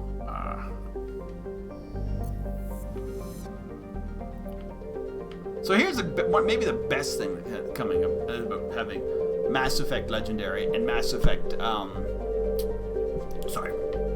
and Mass Effect 4 coming out, which I consider Mass Effect 4. I don't consider Andromeda before. It's kind of like off to the side. It's, in theory, Mass Effect Andromeda occurs both before and after Mass Effect 3. Yeah, Aria was fun, and you do get to play as Aria because of that DLC, the Aria DLC. But I mean, I don't think you necessarily need more Aria. Yeah. And I think probably for like character development, both Liara and Tali both really developed the most out of any character through the thing. Like Caden, if you get him from 1 to 3, he remains Caden as he is, and I mean he's a little less boring. That's about it. Ashley, I guess you could say definitely changes. Like in her, but I mean,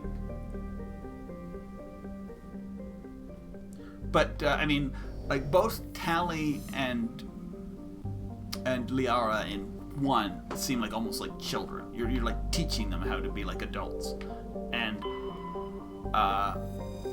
by 3, because you've had them in one way or another on your team throughout and had a lot of interaction with them, they've developed into full-blown, like they have full characters. They're very independent. They very much know what they're doing, and they take control of the situations themselves. They are actually both turned into pretty awesome characters.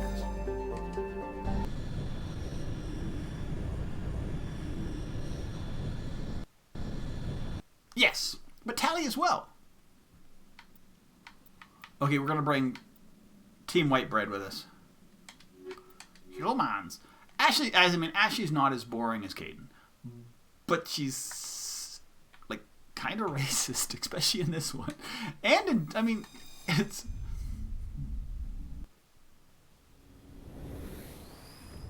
Yeah, I love the Legion relationship with Tali, where they kind of like, and it kind of, I love that whole thing where they end up being the reason why makes things better for the, like, helps, where they help out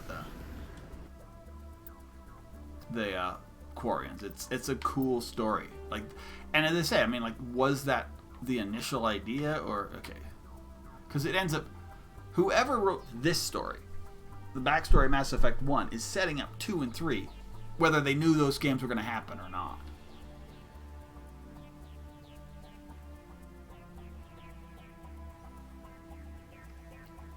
Yes, no, that's a pretty big investment, and that's an investment for the whole species because of the way they get to work.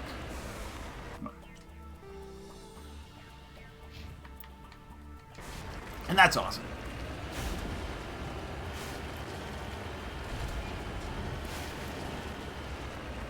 Well, I mean, I think BioWare has to have some sort of thing, because as they say, if Mass Effect 4, or whatever the new one is going to be, not the Legendary, but the next one after that, is going to be, there's something here, is going to have repercussions where BioWare themselves are going to, even though they gave everybody all these decisions, it looks like BioWare is going to get where they're going to have to pick a canon outcome to Mass Effect 3, which I'm fine with, because I understand that there's no way that any company could make a game that kind of involves all the 3 massive answers that you do in 3. Like, those are major. And you've already seen what they've chosen, at least for one of the major ones. They've destroyed the Reapers. My assumption is that probably with destroying the Reapers means that the Geth get destroyed, I would expect, because that was what we were told. If you destroy the Reapers, you're destroying all of AI life. So it's EDI, the Geth, and whatever. Doesn't mean you're not going to have, like, robots, or they can't rebuild them, but you're destroying them.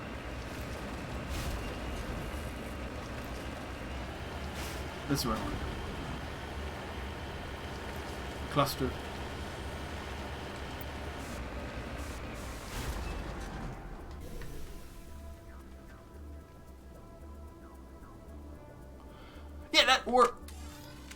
Yeah, they definitely could. Or they could use the Legendary version to, if they still want to do some choices. But I mean,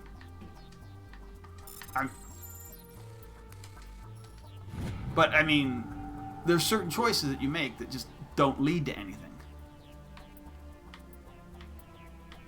That's like Turian. No, I mean, I think you just gel all this stuff.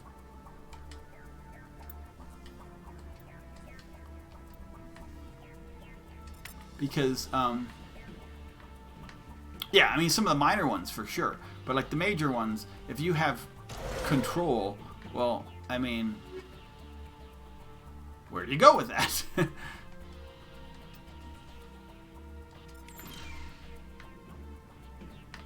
Wait.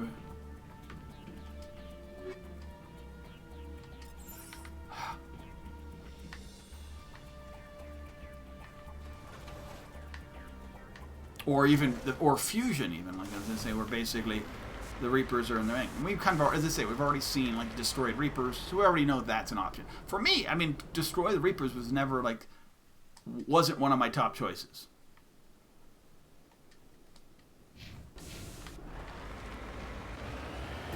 I liked the concept of a fusion. The green ending was, like, my favorite, because it was kind of the happy ending where everybody gets to live and it's peaceful, whatever. And everybody gets got a bit of a robotic glow to themselves, which is kind of creepy.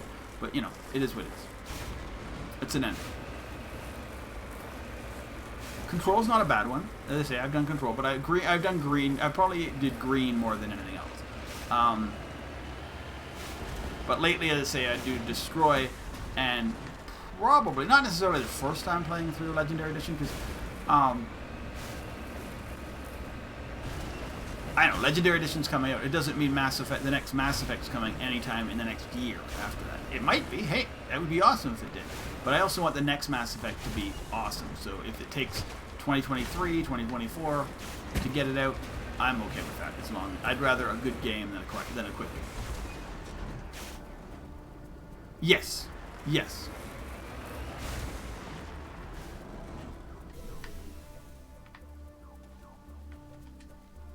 The Shepard survives. And I had never done that before. I actually didn't know Shepard could survive. I tried. Somebody told me, and maybe like, is there an ending? Some way? Is there an Anderson survives ending?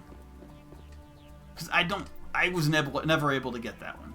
Morden survives. I could never do because I read how to do it, and you have to really just screw over Rex. You have to kill Rex, basically. You have to kill Rex. You have to, and I just couldn't do that. And you have to then completely screw over.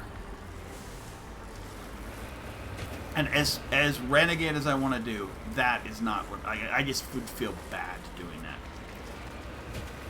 There's certain things in certain games I just can't do. Well, sometimes if you do it early on where you don't have a choice, if you don't get like the armor and you don't have enough points where you just have to kill him, you're like, I don't want to kill him, but I have to. That's one thing. But if you're like, if your ultimate choice is to kill Rex so you can save Morden, like 2 games later.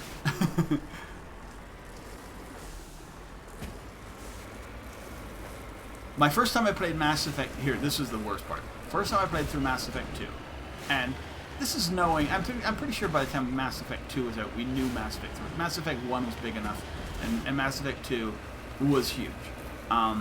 That we knew it was going to keep going, at least to a Mass Effect 3. I did the final mission, and we were running through, not the final thing, but we're running through the door at some point on the collector ship, the final collector base. And I'm not sure if it was random or just what I had involved. I had his loyalty, but Grunt died. And I was like, that's not going to happen. So I had to like play through the game again just to have a mission. I think I lost 2 people in that one. And it wasn't necessarily loyalty missions, or I don't remember what it was, but you could just make slightly different decisions. And I didn't have any of the, I didn't want any of the help. I just wanted to play it through as I wanted, and Grunt died, and I was so angry. Grunt should not die in the game. I felt so bad. Grunt died. And it had nothing to do with my choice, just Grunt died.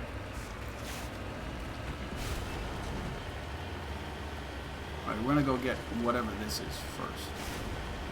It's right here. So then we need to go in the biotic compounds. Oh, is it this one? No, I think that the what I'm thinking of is the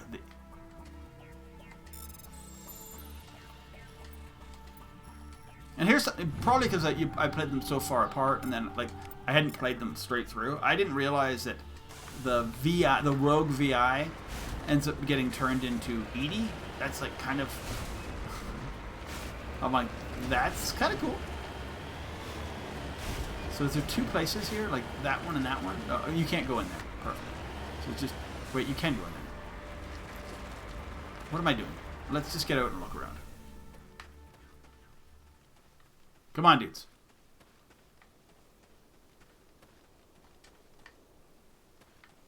Can we go in here? Or is it the other building? Okay, there's no way in here. That's fine.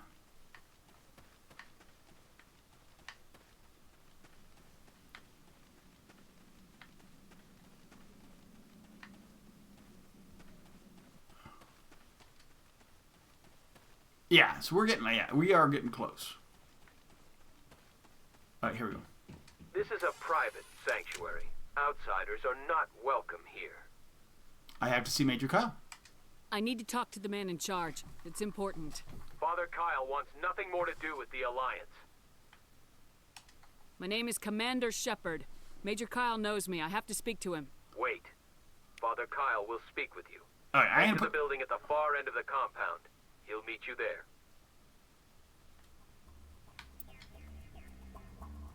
What building?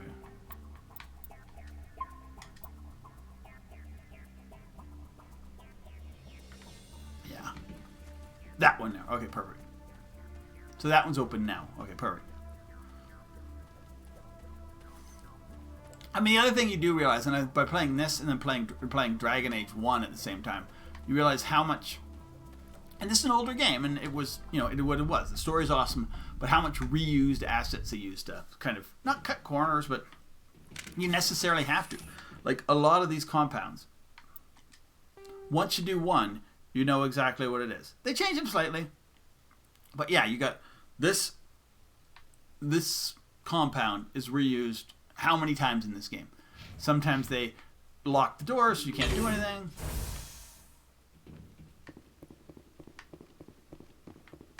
Hey, biotic cultist. Those other men from the Alliance tried to kill Father.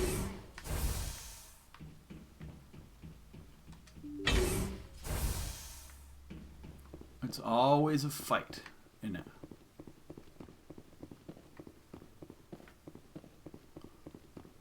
Oh, we're gonna steal from you guys.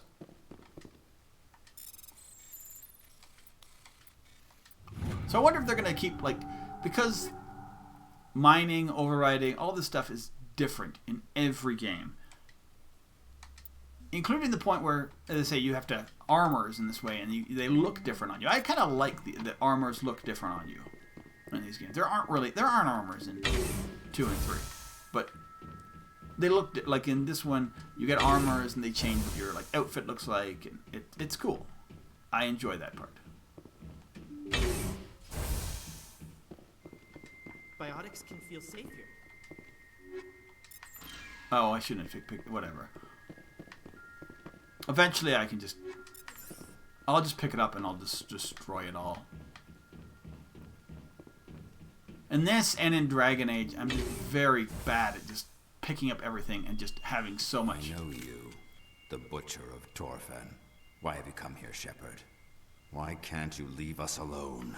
Where are the investigators? What happened to those other Alliance officers? The ones who came before me? They wanted to take me away from here. I think I saved this guy last time. Place, turn my back on my family. They spoke blasphemy.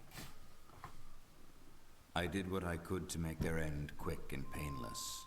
I had no other choice. It was necessary to protect my children. I can murder all your children. I can keep them safe. Safe? They're not safe. The Alliance sent me to bring you in, Major. Can't you see this has gotten out of hand? Don't you understand you are endangering your followers? So we have a bit of a Heart of Darkness. I respect that you have come under a banner of peace, but I cannot Apocalypse Now type thing going on. If you take away their father, my children will be helpless. You ordered your followers to kill those Alliance investigators. You must face the consequences of your actions. Do you really want your children to suffer for your sins too? No. This was my fault. My children are innocent. Pure.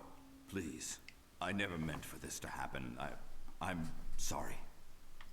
I know it isn't easy. You're doing the right thing, Major. Your children will be better off for it. Come on. Wait. If my children see you taking me away, they won't understand. They will attack and you will be forced to kill them all. That's fine. You have shown me the error of my ways, Commander. Now you must give me time to explain it to them. It is the only way they will understand. Please, give me 1 hour. After that, I will meet the Alliance authorities at the gates of my compound and surrender without violence. I give you my word. I'm gonna trust you. All right, we'll just do that way. It's Betray nice that and trust, easy. You and all your children will suffer. Then we'll do Rogue VI. I will not betray you, Commander. Thank you for this. Joker can have the 5th Fleet pick Major Kyle up. I just hope you know what you're doing, Commander. Father Kyle says antibiotics have to stick together. What time is it? Yeah, we're still 11 o'clock. As I say, so next Monday, big deal. We're gonna do Vermeer. Oops. Oh yeah, because if you get in a big fight, power junctures and.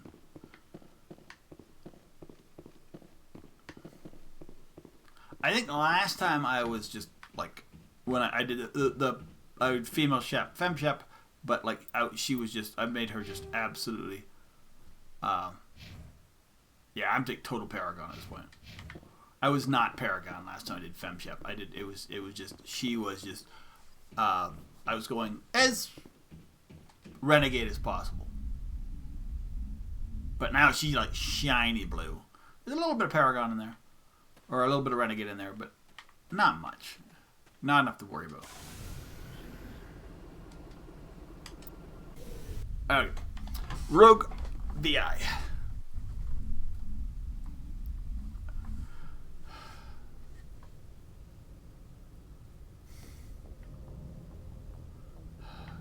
Yeah, that's what we'll do. Where is it?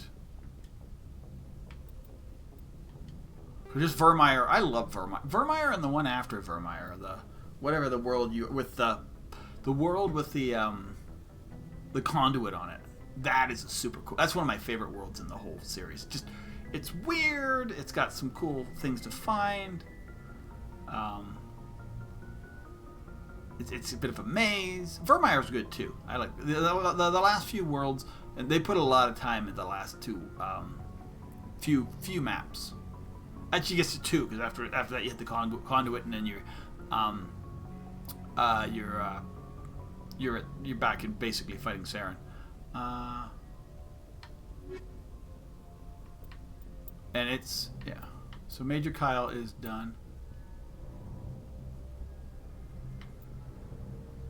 So this is Earth's moon. Local cluster, Sol local. Of course. I forgot it was on coming in. Patch it through. Admiral Hackett here, Commander. Your helmsman just forwarded your report on Major Kyle. We sent in a team as you instructed. Kyle's followers have disbanded, and the Major surrendered to us without incident. That's awesome, dude. We'll make sure he gets the help he needs. To be honest, Shepard, I thought this thing was going to end in a bloodbath. I don't know how you did it, but you saved a lot of I think lives. part of it is the background you choose, because he knew you, because of Torfin. But the other one is just how Paragon I was. Local cluster's over here, isn't it? Yeah.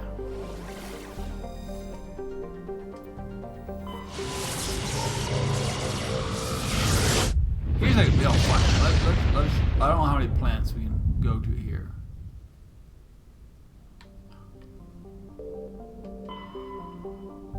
Zoom out, just all about Mercury. Super easy. Venus. Yeah, you'd expect these to be, there'd be nothing on these planets. Earth.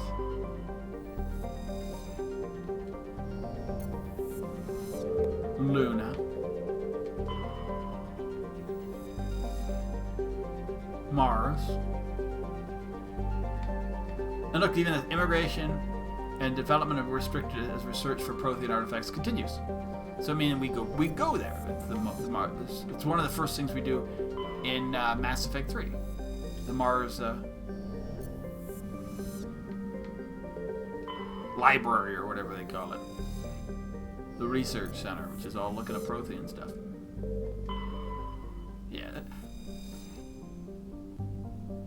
Capital. There's a capital. 300,000 people living on Uranus at this point. Oh, there we did get a codex. Triton population 70 on the moon. Must be a little research in it. And then there is no. You don't get a Jupiter. You don't get a. Oh, there it is. Pluto.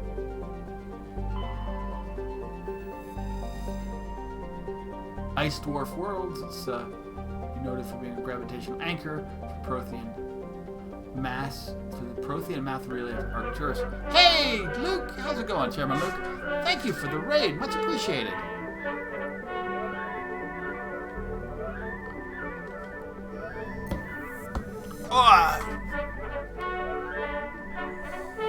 Chairman Luke was playing, I know it was because I was there earlier, Fallout 76, which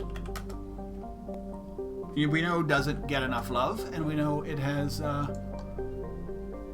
been highly fixed. I haven't played the game in forever, and much appreciated for the raid, man. How goes 76? Are you enjoying it? As I say, you must have played like most of the other Fallout games, or a bunch of the other Fallout games. 3, 4, New Vegas. 76. I mean, those are my. I've played all of them. I played 1 and 2. Actually, I haven't played all of them. There's other ones too. I played 1, 2, 3, 4, and 76, and New Vegas. 76, I gave up on, but I mean, I think a lot of people did. Still kind of trying to get back to it, but yeah, much appreciated for the raid, man. And as I say, 76. It's good to see people enjoying 76 because I think they put a lot of work into, and continue putting a lot of work into, making that a better game.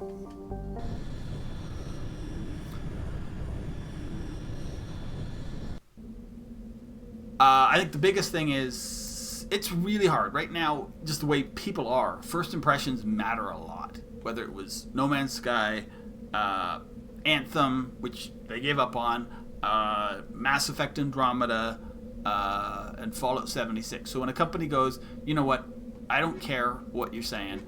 I don't care about, like, everybody hates it. Fair enough. We get review bombing, etc., etc. We promise to stick with it. We're going to stick with it and make it a better game. I think that's awesome. I just don't know how many people are actually playing it still, even though they bring out new patches and new stuff has helped for sure. But you don't see a lot of like the giant streamers going back to it. But it is what it is. And just seeing anybody enjoy it and having fun with it then is great. I may actually do that myself, but when you were playing, I'm like, maybe I will get back because it looks good now. It really does. It looks like Fallout 4 with buddies, and which I loved Fallout 4. A lot of people didn't like Fallout 4, but I loved Fallout 4, and that kind of thing, which is what it was supposed to be. And it looks there's quests and NPCs and stuff that weren't there in the first game. I just haven't found time to do it. So I have this, and then I have I'm doing Dragon Age. I want to do Dragon Age 2. I want to do Mass Effect Legendary Edition. So right now, if I do Fallout 76, we're going to be pushing that thing to summer. And who knows? There's not a ton of games coming out that I'm like, yeah, I definitely want to get that game.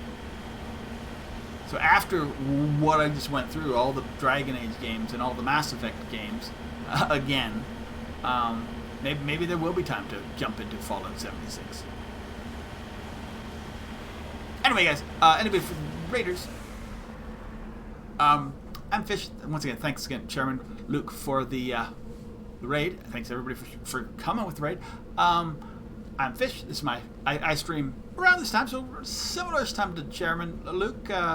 No, maybe it's mixed up sometimes, so I don't get to watch him as much as I want to. But I stream a lot of story games, a lot of anything that has really good stories, mostly RPGs. But yeah, I love story games. Anything that has a good story, whether an RPG, an action game. Lately, I've been playing. Well, obviously Mass Effect. I'm kind of getting some of the old games that I hadn't played. I'm playing. I don't need any of this stuff. Mass Effect, because of the Mass Effect, I want to play this one last time on Mondays, and trying to get to nice. Ooh, that is kind of cool. I love the Brotherhood of Steel. They're a really good story in the whole thing, especially if you've played some of the extremely early Fallout games, 1 and 2.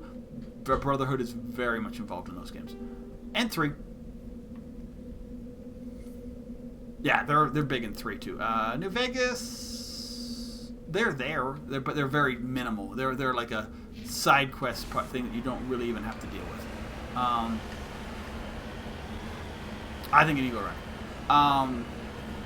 But yeah, I've been playing this. I've been playing, and back in the Dragon Age. I haven't played Dragon Age since it came out, like a long time ago, and I kind of gave up on it back then. And now I'm trying it again because I was really liking Mass Effect, and people are like, try Dragon Age again, and I really am enjoying Dragon Age. Once I got kind of over that peak of the stuff that I thought I didn't like, I actually really like Dragon Age.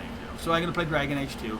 Before this, I was playing a lot of JRPGs. I was playing a lot of the Tales series. I was playing, I'm playing Dragon Age Tuesdays to Fridays, and I'm just playing Mass Effects on Mondays. Mass Effect, unless the only reason I would play Mass Effect on non-Monday is if I'm almost done and we're near that thing. So Dragon Age 1 I'm playing right now. Original 360 version. So, which is, some people, I had some people saying it's actually better because the Dragon Age, people like the Dragon Age PC version, it's great, but it doesn't work very well on Windows 10 apparently. On new computers, it can, you need to do you need to do the mods, you need to know, kind of know what you're doing, I've been told. So, actually having the console version right now for that one is nice. So yeah, I'll probably play Dragon Age 1 and 2, but I don't know when 2 will come around because it'll depend on when. I don't know how long 1 is. I've never beat 1. I played 1 a little bit, and now I'm way beyond where that was. So 1, 2, 3. Okay, there's 3 places to go in. Sorry, I'm driving in circles. So we're gonna pick one, put the car in it, and then we'll. Yeah, that's what I hear. It's just not that it's because of when it was made, and it's not structured to, like, it's about how many cores it uses, and it apparently is super. It'll die on you. We'll put a save down quick. But yeah, so playing the 360 version, I played the 360 version because I kind of like using controllers, and you can't plug a controller into the computer and play those games because that's just not what happened back then. You can now, the updated version of Mass Effect, the Mass Effect Legendary Edition will have the PC version. I don't really care. Will have apparently.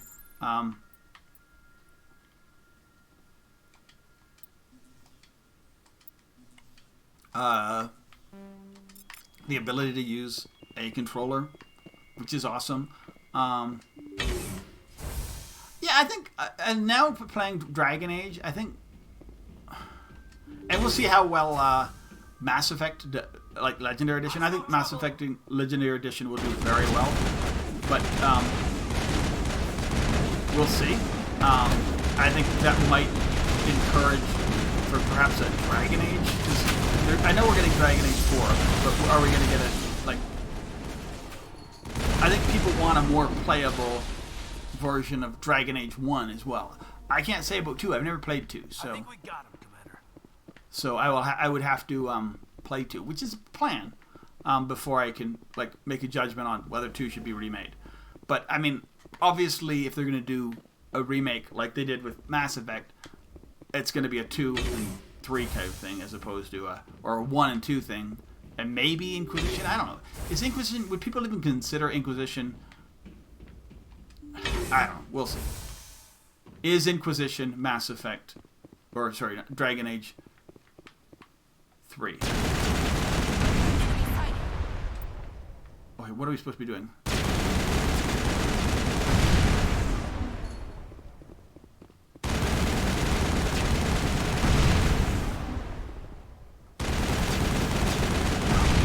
Are we being timed? I can't remember what we're doing here. I don't appear to be taking any toxins. Bag 'em and tag 'em.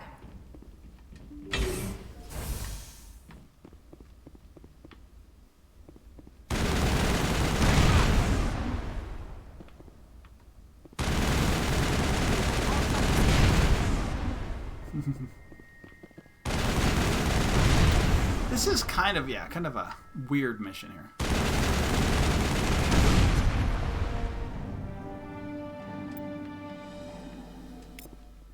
A little bit of codec. Oh yeah, so that's all we need to do. Clear. Yes, and that's true. It doesn't make it not a good game. They say, but like New Vegas is New Vegas. It's different than the rest. And I mean, and that's kind of like Andromeda. When you have things in a series like that, and you have one that's not Dragon Age 3, but it's Dragon Age Inquisition. You're, for better or worse, setting it apart. Kind of like Mass Effect Andromeda. It's not Mass Effect 3 or 4. Which means that the next Mass Effect could be Mass Effect 4. It doesn't have to be, and still be like... But yeah, tie-in versus sequel is so where Mass Effect, the next Mass Effect, which I'm calling Mass Effect 4, because for better or worse, that's just something to call it.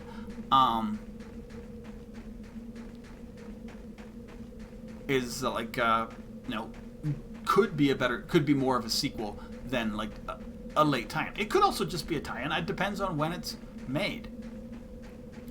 Yeah, and here's the thing: does Mass Effect, the next Mass Effect game, not Legendary Edition, does the next Mass Effect game need to have Commander Shepard in charge, or one of like Shepard's relatives, or like kids or something if he survived? If we guess what. In charge as your main character in order to be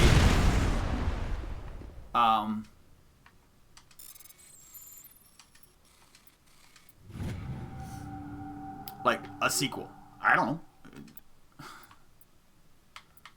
It's not my decision, but I mean, as I said, we'll when it comes out, you'll just know it when it is, if it's a sequel or if it's a tie. It's almost like by feel. I mean, I've seen people are like, what do we want out of the next Mass Effect game? They're like, I want it to have something to do with the Andromeda. I'm like, I don't. I would prefer it not to. Do I want to have, like, it has to have, like, you can play your main character not be human. I don't care about that. I mean, that would be great, but it depends on... I think for me, it has to have a great story. That's how... Whatever they do. I mean, the only reason I say don't make it a sequel to Andromeda is because when you had something that's EA, BioWare, basically declared as a complete failure, why would you then try and double down on the failure and like build something off it? I mean, I'm not saying you have to say it never happened in the game, but it doesn't need to be anything of a major feature in the game, like in the Andromeda system, or the fact that there was a game in Andromeda. Could be mentions, could be Easter eggs in the game, but I'm good with it never being. If it's not even mentioned at all, I'd be good with it. I don't need the Andromeda system in there because of just actually the logistics of it. The logistics of Mass Effect Andromeda is they took off between Mass Effect 2 and Mass Effect 3, around that time. So they don't know what happened in this system, in the Milky Way system, which is kind of a cop-out because they didn't want to have to pick a winner, which is fine. I don't care. And then they get to there, and apparently they say it takes 600 years to get from here to there, because there's no like Mass Effect relays. It's that you have to do like old school flying between systems. Everybody's put into stasis, and they fly out there. And then Andromeda occurs, which however long it takes for Andromeda to occur after 600 years.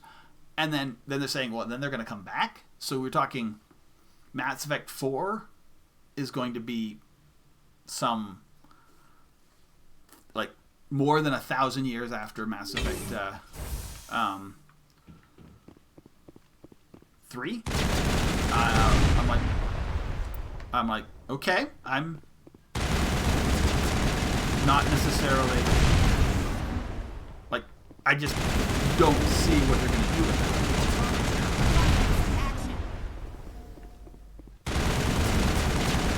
It's a way to go, but it wouldn't be the way. It wouldn't be what I would choose. All clear, Commander. And then they're saying, well, Liara's in it because Liara's old. I mean, like, can Asari really live to be like 13, 14, 1500 years old? Maybe. I don't remember. No, I know they can be old. That seems a little too old.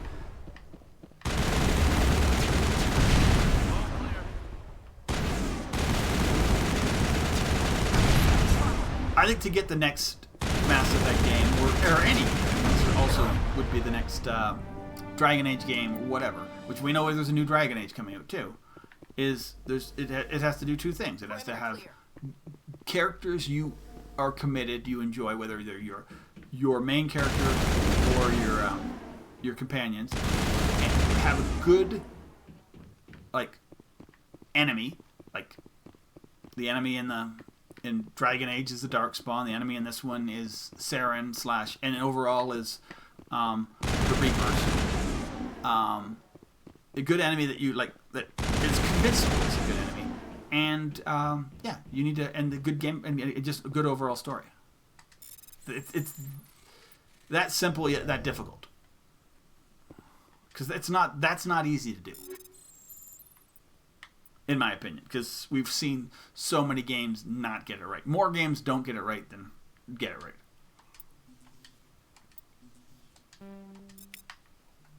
When it comes to RPGs, when you're talking about, here's a question, because most Fallout games are RPGs.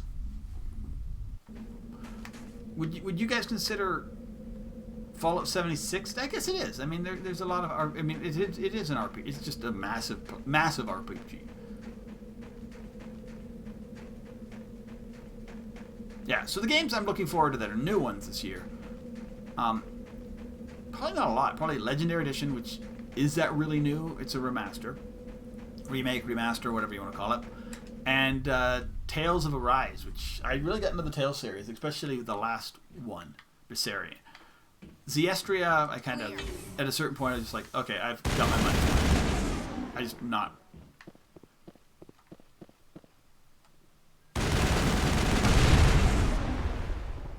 I was playing a lot. I think I just got playing too many. You can. At a certain point, and this could be any genre, you can just get too much into any genre and just be like, yeah, I'm done with that kind of game right now.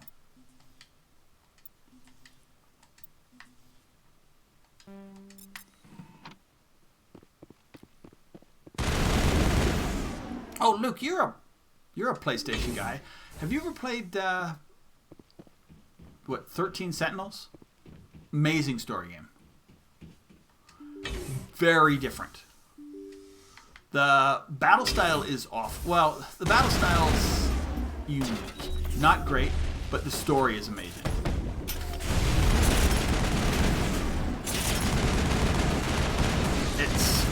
It's not something you can replay because the story's, once you know the story, it's like, it's, if you like story, I say, the play style is, I played on a low level because I don't like, it's almost like a strategic, what is it called? Strategic, like you're a mech game, and like basically the fighting is you're in mechs. And you're fighting and whatever, and it's an RTS game like that. I played that part at the lowest level you can because I'm not really big into that. The story though was amazing. You can find that game, and I found it on sale. You can find that game on sale and it's only available for, I think you can play it on PS5, but it's PS4. It's what it is for. It's got an amazing story. If you like, I mean, obviously you have to like anime. It's Japanese. It has the anime style, but the story itself, there's bits from a whole bunch of like Terminator, and it's really cool. I found. But the only thing that's really against it is that it's a PlayStation exclusive, at least at this point. It should at least be on PC. It's such a good game. It doesn't get its accolades. But yeah, 13 Sentinels, Aegis Rim 13 Sentinels, that's what it was, is an amazing game. And not super long too. I mean,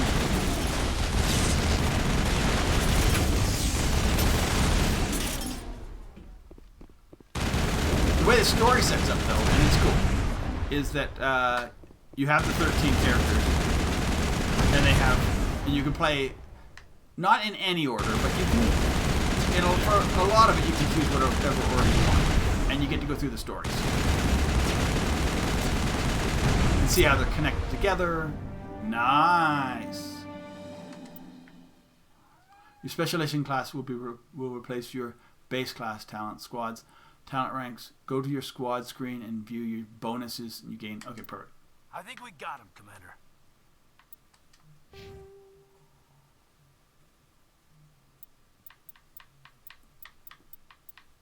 whatever.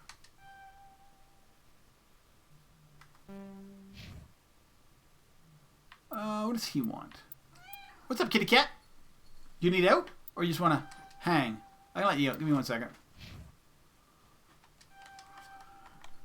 Every once in a while, a kitty cat just wants... She gets up, and she either wants out of the room or she just wants attention. I'm going to go see what it is. Give me 1 second. What's up? Come on, fluffy kitty. You just want attention. Come here. I will pet you if you let me put you on screen. Hey, cute. Come on. She hates being held. Fluffy kitty. You look? Okay, go down. Oh, you're purring, but you don't want it to hear. Go on. Go on. Big story about the cat. So when me and my girlfriend, now wife, got together, she had 2 cats, I had 1 cat. So when we thought, well, one eventually... What's up? She left your room and entered mine. Of course she did. So when we're like, okay, they were all similar ages. So we're like, when one passes, we'll probably go down to 2 cats. So one passed, but we had like 2 really old cats and a child. So we decided we'll get a kitten. So we got the kittens. We had 3 cats again, but we're like, when the next one passes, we'll probably be good with 2. So the next one passed, and we had 2. It's great, whatever. We had one for the kid and one that was like older, whatever. And my wife's like, I need a 3rd cat. She just needed 3 cats. Took her a while, but she needed 3 cats, and she couldn't convince me. But the one we had passed, I had a tabby, she had a tabby, and a calico, and I'd always wanted like a fluffy kitty. And so we found it like just online. She was like looking, how about this one? How about this one? She knew I wanted a calico, so I'm like, I looked a little bit and found this fluffy calico that we could get nearby that was just like this goofball, and yeah, we were sold. So now we have 2 that are around 3.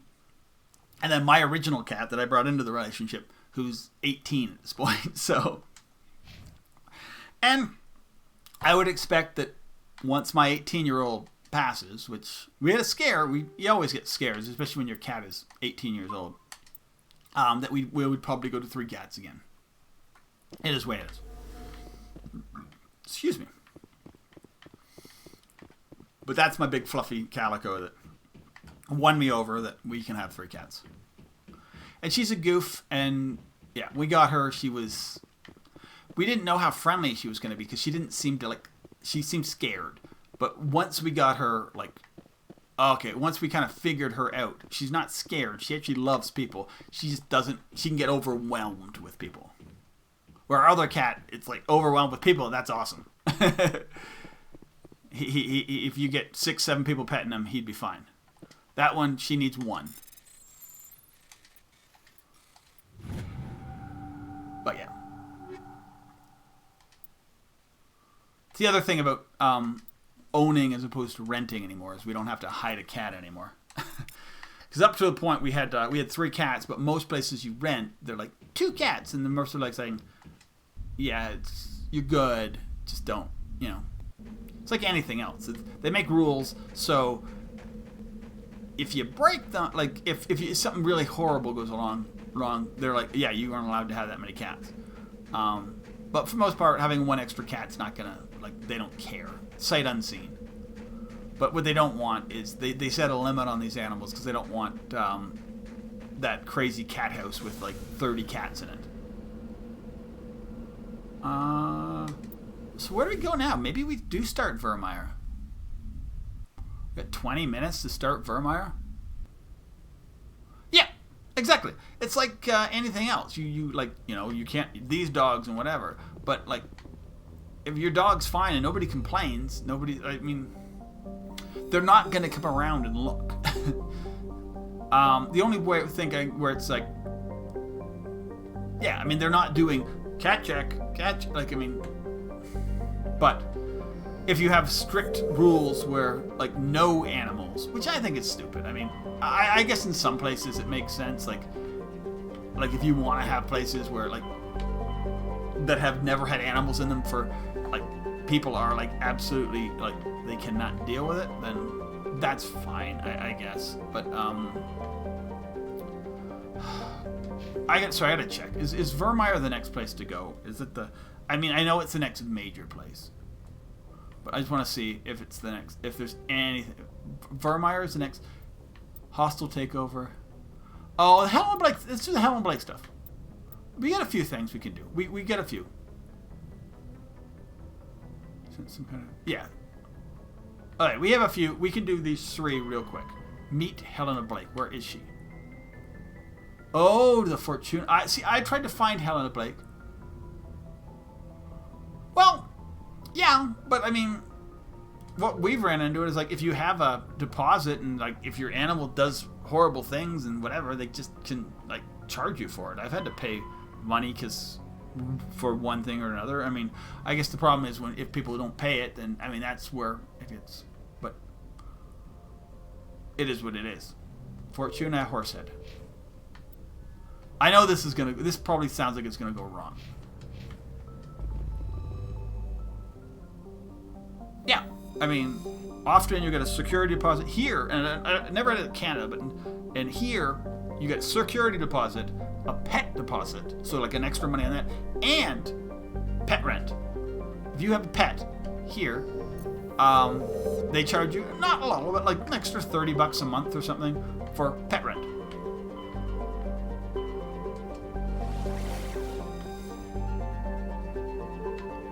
Stress. Fortuna. Yeah, so pet rent was the first, when I came to the U.S. That's the first time I'd ever heard of it in certain places. Not the first place I stayed. They didn't care. It was a bit of a dump. The first place I lived in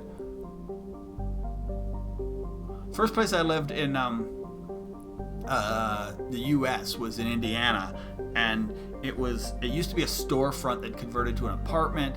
It literally was right next to a halfway house, which I mean I felt completely safe because there was always police right out inside my house, so it wasn't like I was gonna get robbed or anything.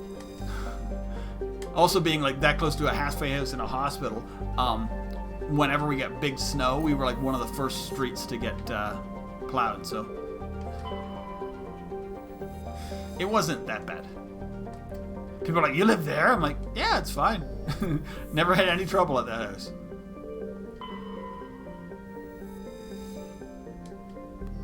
I yet have people ask, they're like, because then they moved the halfway house. So like, they're like, "Where is it?" I'm like, "They moved it."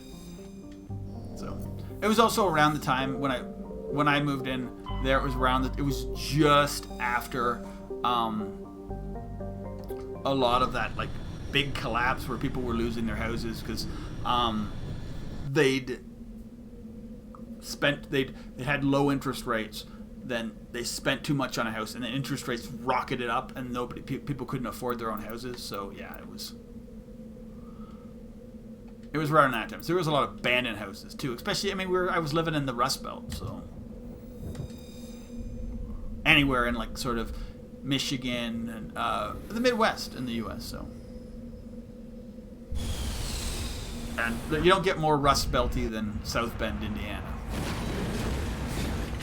It was, yeah, I mean, they used to build cars there. And they don't anymore. They do some stuff. I mean, I don't even know what the main industry there is now.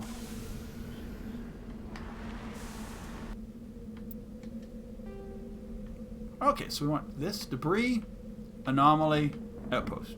That is perfect. That's what we want to do. In that order. Actually, there's some... So, here's the other thing. Yeah, exactly. So there was like literally abandoned houses next to it. I think it was, yeah, I don't think we were necessarily next to it, the halfway house. I think we were,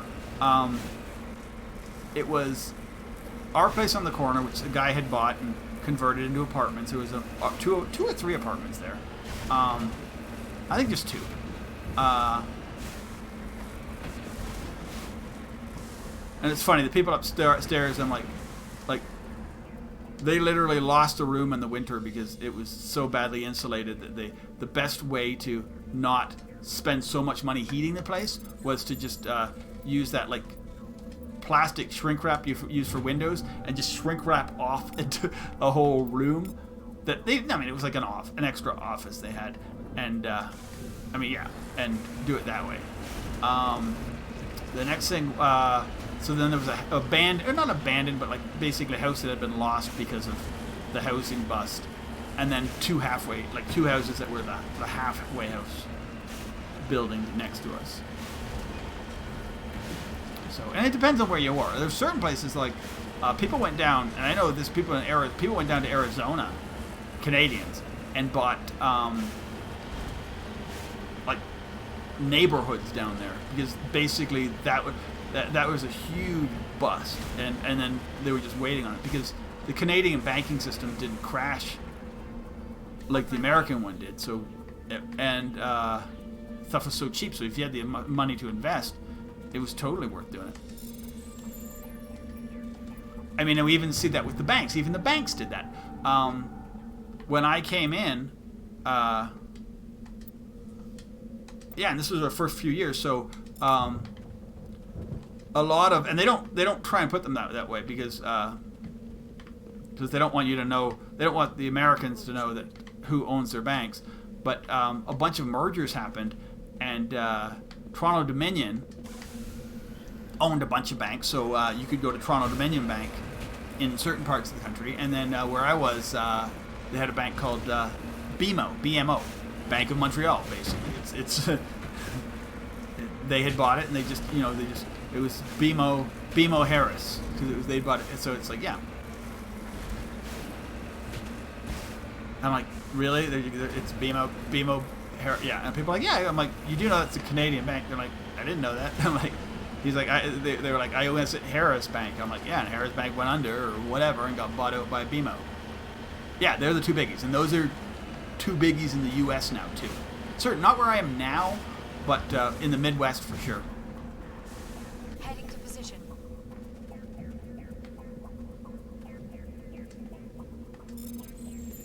My mom used to. I mean, my mom and dad both banked at. Now, mom banked at Royal. My mom and Dad banked at TD's. They got divorced, so I think the Royal Bank. I'm not sure if the Royal Bank Canada.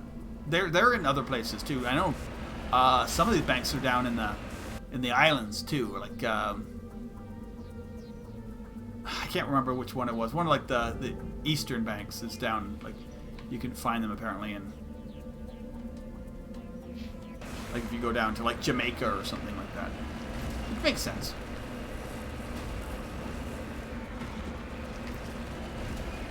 But yeah, those are, I mean, TD and whatever, and because of banking restrictions that they were against, they ended up not having to be bailed out because they weren't allowed to do what the American banks did that screwed them over. Gretchen era restrictions that they just absolutely hated, but then it ended up saving them. And they're still against because it is what it is. You know what I mean?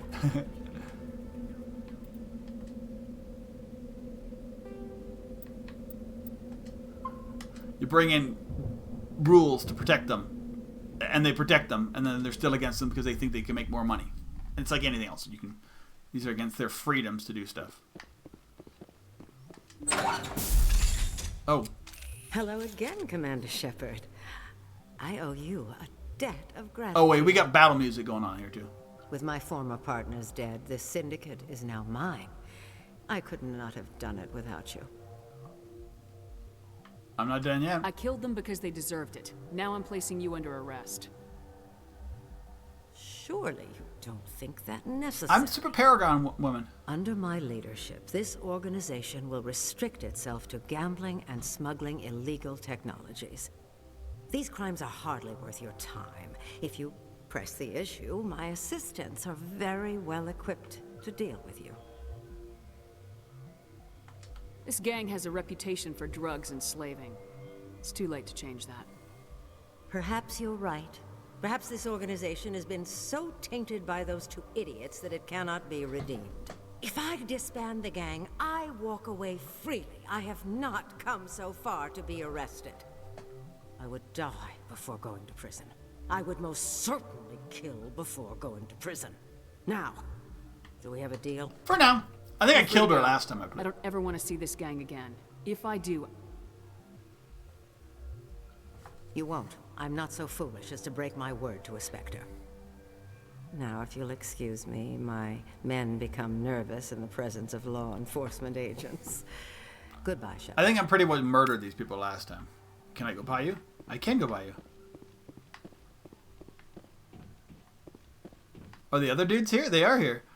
Okay, so there's a... Hey, mercenary. I killed all these people last time. So I'm trying to see if I can go up and steal from them and yet have them not killed. Because we're playing at a pretty low level, so...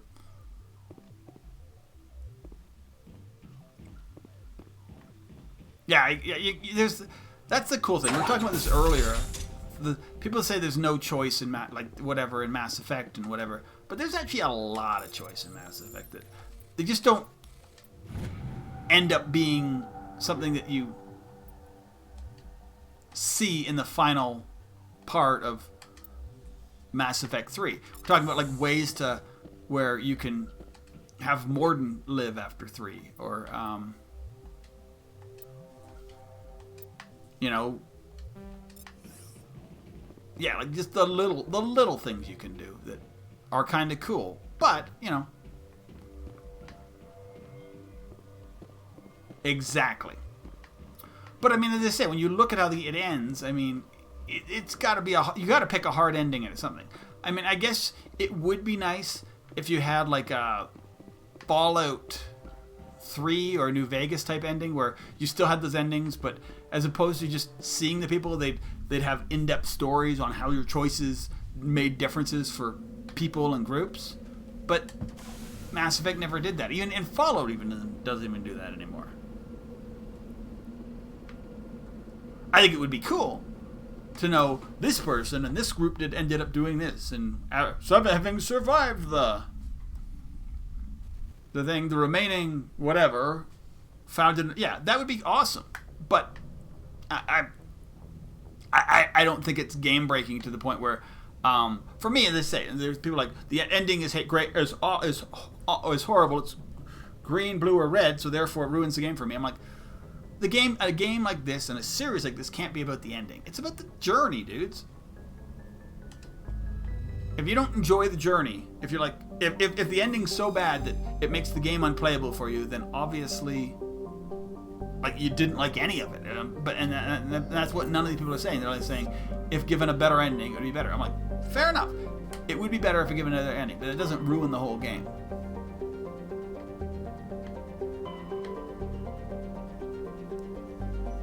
There's a real, like, sorry, there was another place to go to. There's a real, like, glass is half empty type people. It's okay, so she done. Investigate samples or investigate Ferris. Oh yeah, okay. Maroon Manto System Maroon Sea Cluster. Okay, let's go. So besides, we're not gonna do bringing down the sun or bringing down the star or whatever the heck that DLC is. At least that's not a plan. But I want to get as much of the other little stuff done. The Exodus cluster is that one. And, well, I did it last time.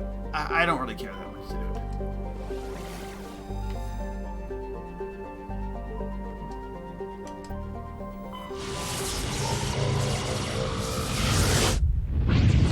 It's a fine DLC, but I'm going to do it again in like a couple weeks, so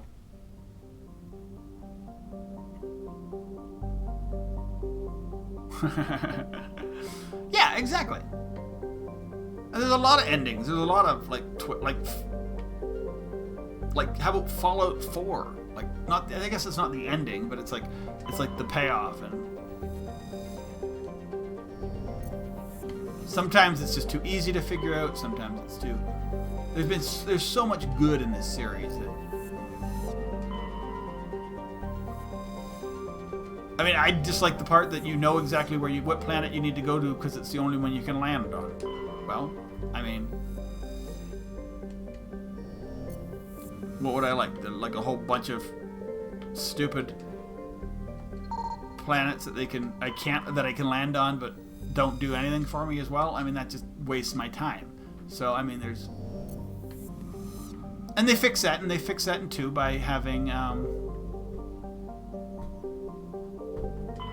where you scan them, and then people are like, well, all you're doing is scanning. And I'm like, okay, well,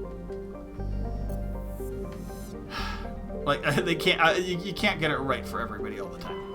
I like the scan. The first time you play Mass Effect 2, sorry, I just hit the wrong button. That's the other thing I hate. I hate where the buttons are.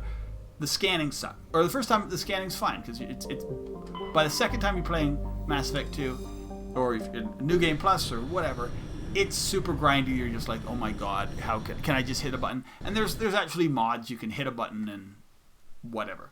They are on Garrus. Yes, exactly. And there's apparently ones, but yeah, you don't want to. It's scanning for all this stuff to get all the upgrades and whatever. Yes, it's just really it's boring, but I think it's worth it, and it doesn't feel as grindy the first time through. So I understand why people want to skip past it, but I mean, civilian structure, science structure. Oh yeah, there's stuff everywhere. But the first time through, you should play through most of this stuff. I'm skipping through. I'm not really skipping through anything. I'm playing on Xbox, so I really don't have any mods or anything. But yeah, there's some really cool things. I mean, like that VI I just destroyed, or destroyed the facility. Apparently, that VI eventually becomes what Cerberus uses in your ship, and that's cool. I didn't even know that the first few times. You have to actually play the game. You can't skip it. If you go right to 2, you don't get that sort of interaction. And I'm sure there's stuff in the, and there. I mean, I know there's stuff. Oh Jesus. So yeah. So the only things I know about, they have done some upgrades on the ship. So I'm listening to see if it's a cat or my child in the background. Is they are putting a rear booster on your little truck here, which should help get around a little faster. Yeah, and your only option is this thing, which does not help. And the way you control the vehicle is the analog sticks. So you have one stick that looks around, and one stick that makes you move forward.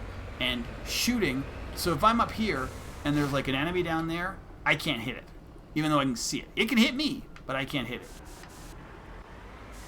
So yeah, there's like, that is, as I say, one of the things that I give Andromeda the absolute like credit for is it got shooting. It got like the shooting part, or it got the vehicle part right. Sorry, I'm not. Oh, it's this one. Is it not that one? Okay, are you people? There we go. So I have a cat trying to break in my room.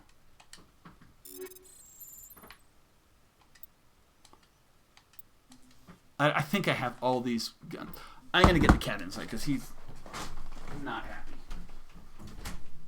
Oh, it's her again. Oh, fair. Then come in. Come in. Let me shut the door. We're almost done. I got to go get the child some food at some point. I get my shot this week. That's my first shot this week, so that's an exciting thing that's happening. So, which makes, I don't know, Friday weird. Well, it means I won't be streaming Thursday, because that's when I'm going to, well, yeah, I probably won't be streaming Thursday if I would do, because I'm going around noon. Take it. And then, if I have effects, obviously, I won't be streaming the Friday. For the most part, I've known most people I know. It's the second shot that really impacts you. Some people, the first shot can kind of give you a little bit of a whatever, but the second shot tends to be the kicker, the one that's, yeah, they've taken it off. Sometimes you go into pyramids and there's like there's a Prothean artifact up there, but not this time. I think maybe here. Oh, there's stuff here too.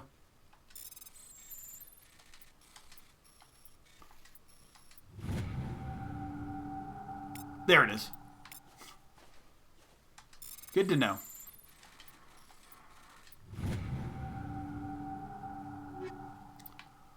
The Kesslers are nice, but I think I have all this stuff. I was saying earlier that some of the updates are... because you're only allowed to carry so much stuff. And they're not going to change that. It's part of the game. But well, maybe they do change it. But if at a certain point you need to get rid of stuff, because why do you want to carry it around? And how they handle getting rid of the equipment as opposed to having to do it piece by piece. So I have 150 pieces that aren't on me that I have to go through one by one in order to either sell them or break them down. Either way, I have to do that. They're going to fix that. So you can do it like group. Better sorting, better... yeah. So it'll just be... that's... I was just reading on like some of the things, and I'm like, those quality of life things that you don't have to worry about in Mass Effect like 2 or 3, but in 1 they are massive. They can be a massive pain, and I'm like, okay, that is really cool. A booster might be nice. Maybe they change the controls up so they're a little nicer than this one. I mean, look at how, like, this is just me going. If they just put a booster on this thing, that's not going to help any. It's just going to be me doing this, me bouncing around faster. So I hope, I'm sure they'll improve the controls. And the terrain, you're right, the terrain is just so, multiple times, not this run through, but in the last couple run throughs I did before this, I'd get stuck in holes. And I couldn't even boost out of them. I know that's what the boosting's for, but the only way I could get out of them is actually return to the Normandy. Am I being attacked? I might be being attacked. Oh, so awful. Yet so good. All the complaining I do about this game, I still say, and I've said it multiple times today, this is the best story out of any of the Mass Effect games. Because it's tight. The story is... looks deserted. I have a bad feeling about this. I love it. I love this part because you can just transform. Boom. Look how far they get thrown. That is just ridiculously stupid. Get him. Oh, I love. Yeah. Once I found out you could do that to Huss, it was so fun. Can I go inside? Yes, I can. Let's go up, truck. Yeah, that's and the physics are awful. It's like you shouldn't be able to no matter what, like the gravity, like we're not getting gravity like that. You can't jump in this game, but you're just flat.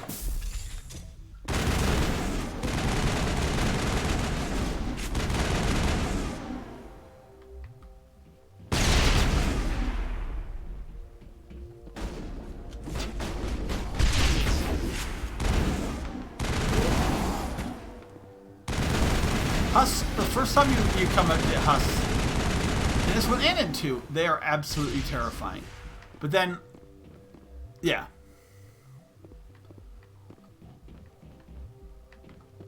They're like space zombies. I mean, what could be more like scary than? But I mean, their AI is so horrible in this game. I think we're good, Shepard. So there's no room here. There's no room here. We might just have to clean up the room. But yeah, it's... in 2, they're terrifying too, because it's just the numbers they send them in.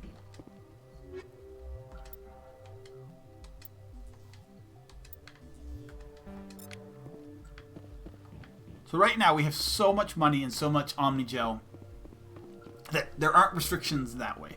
Part of it's because we're playing New Game Plus. Okay, that wasn't the whole point. The whole point wasn't to have a challenging game. The whole point was to play this one last time. And that's it. I mean, and I guess that's another thing we'll try in Legendary Edition. Can we drive them over and have really wonky physics, and do the cars work better? And then that's in both the games. There's no real, you don't get a car in 3, which is probably for the best. They never got the cars right until Andromeda. And I say, when I watched a video on that, and it's because they ended up using another EA group, basically, that does like car racing or something. A game. Were the ones who actually did that part of the game. Because as I say, Andromeda was built very quick. It seems like it took forever, but as I say, because they kept changing the development. I gotta get rid of some equipment. I have infinite money. I have all the money I can get, just because combat optics. Might as well upgrade. Upgrade. So anything is. Yeah, here we go. Anything that's lower than this, you just get Omni. Oh, this is. Okay.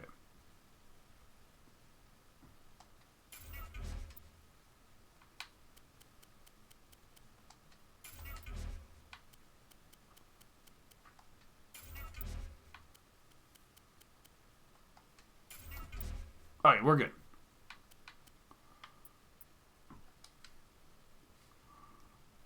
Confirm an exit. Alright, whatever. Let's get out of here. Alright, so we got 3 buildings like this to go through.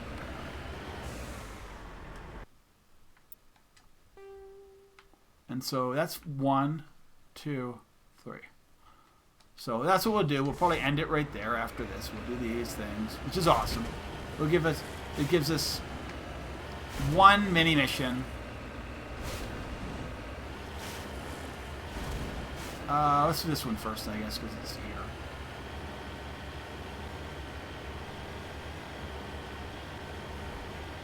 It gives us sort of 1 mini mission, and then Vermeer to do next Monday. So that means the rest of the week, Tuesday, Wednesday, we'll be doing Dragon Age.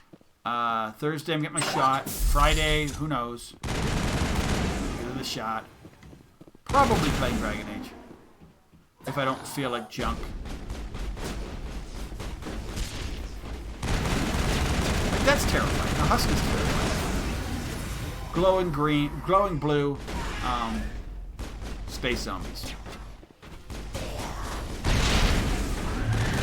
Especially when you're playing in other levels where they can actually kill you. They're not really.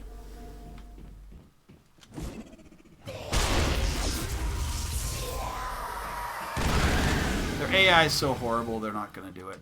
And but at high, as I say, if you're playing at like high difficulties, a group of husks like that can be awful. As I say, as can the armatures and stuff like the big Geth things that can just absolutely destroy you. Even on easy, if you're not in New Game Plus, I was getting one-shotted by, well, not one-shotted, but I was getting destroyed like pretty quickly by certain Geth enemies, like armatures and.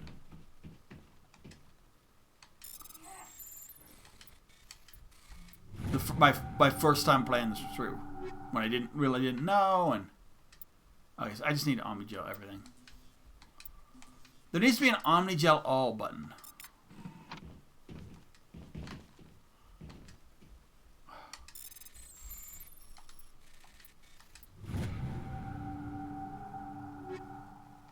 Also, that mechanic is gone in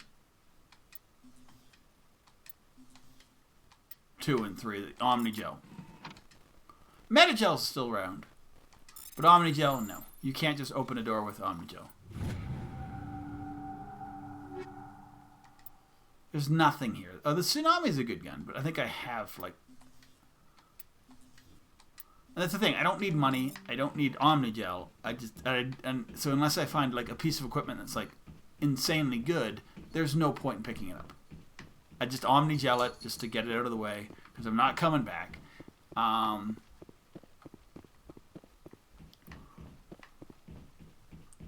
We're going to go murder some more Husks. So, our understanding is that Husks are human colonists.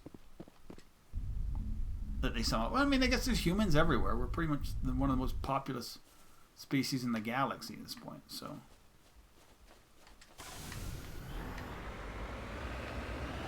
that have been died and converted into Husks.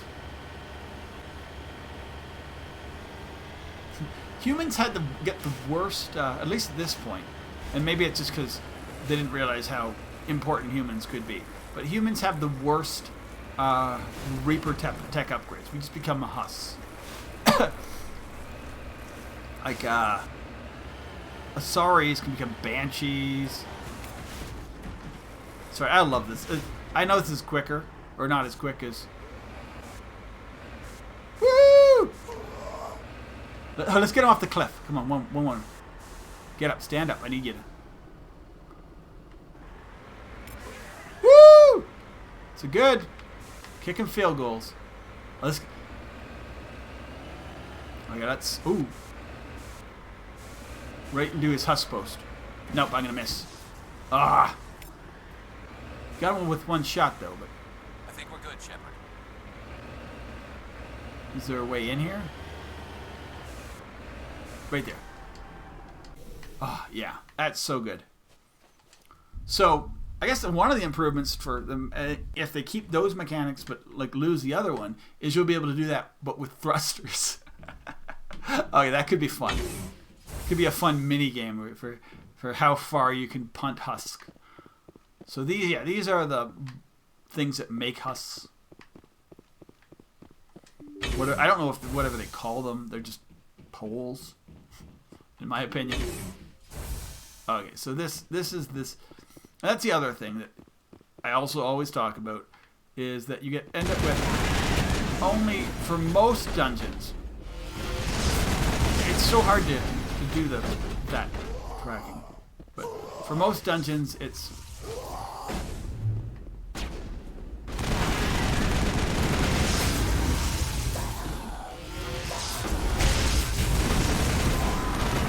they're all the same.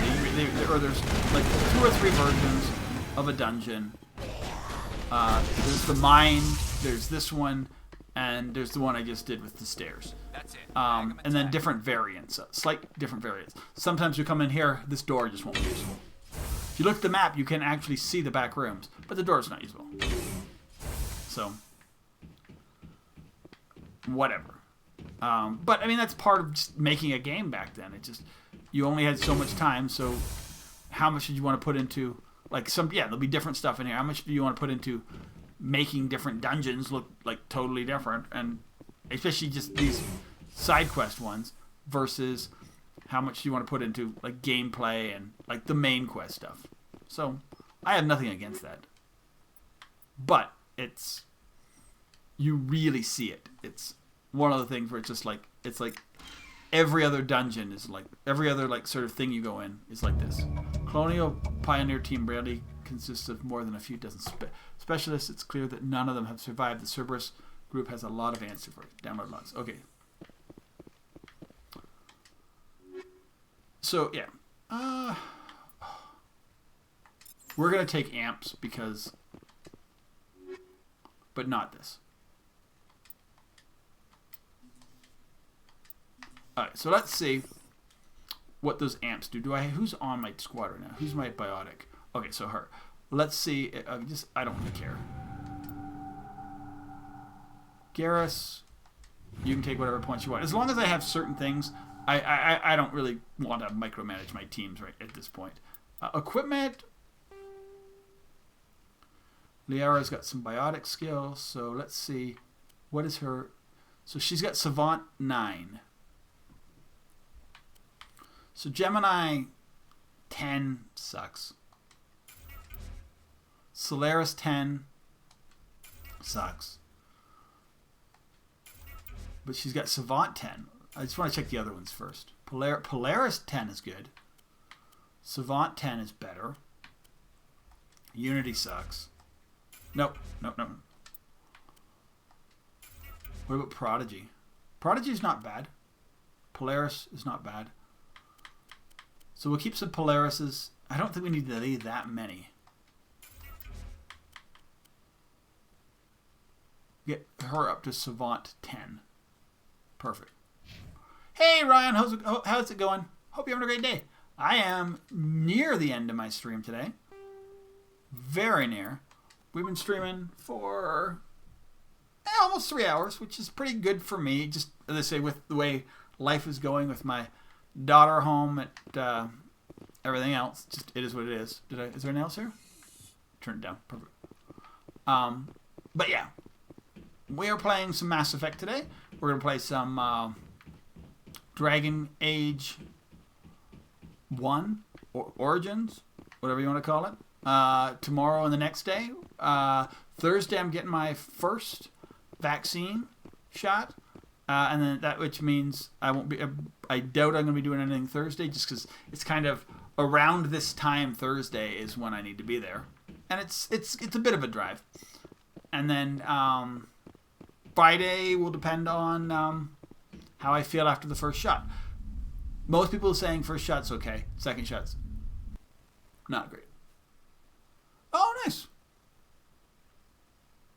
Cool. That's exciting. Are you back to school as in school? Or back to school as in lockdown somewhere and doing online school? Because it really depends what country you're in. My sister's, like, I know in Canada a lot of places are just completely locked down. Here, my daughter. My daughter is has been homeschooled, not homeschooled, but online schooled for the whole thing, because. Oh, nice. Yeah. My wife's had both of hers. My mother-in-law's had both of hers. We know a lot of people who've had their first or their second. Some people, the second really clocked them. Some people, it doesn't. Some people, the first kind of hurt them, and then the second really clocked them. So, my understanding, if the first one gets you, the second one's going to get you again. But, totally worth it. So, yeah, I go and get my first shot. I got it.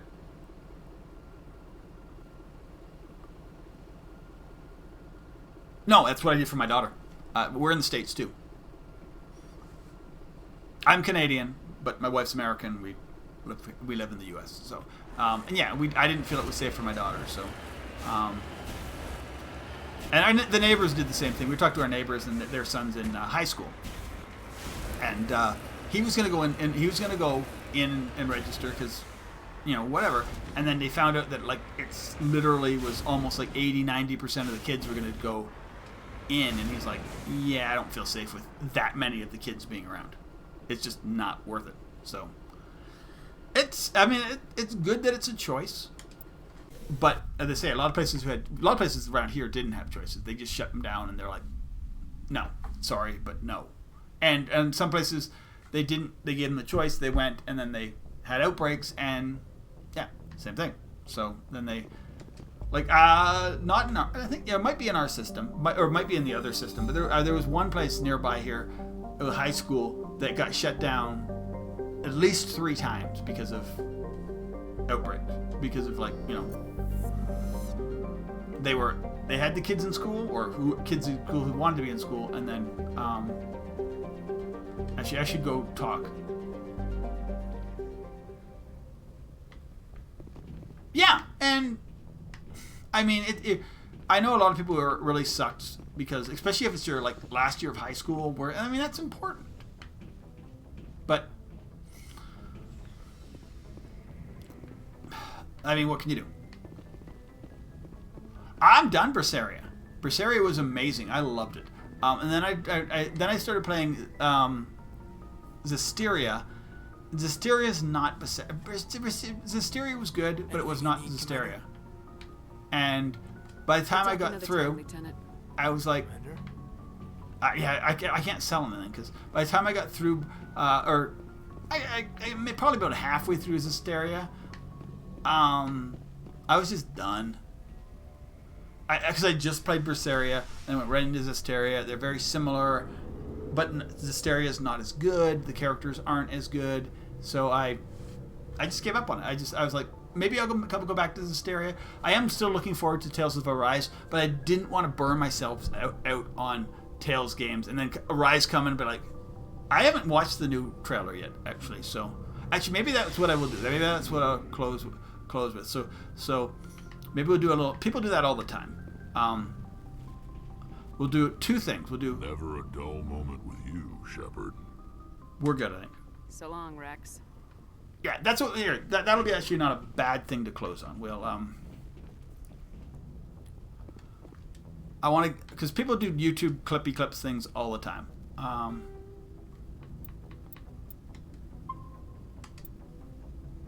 I wonder if it will switch it if I do go to just chatting. Because I don't actually. If I want to post it, I want to post it. Yeah, if I'm gonna put this to YouTube, I'd have to clip it off at the end, and I hate doing that stuff. Maybe tomorrow.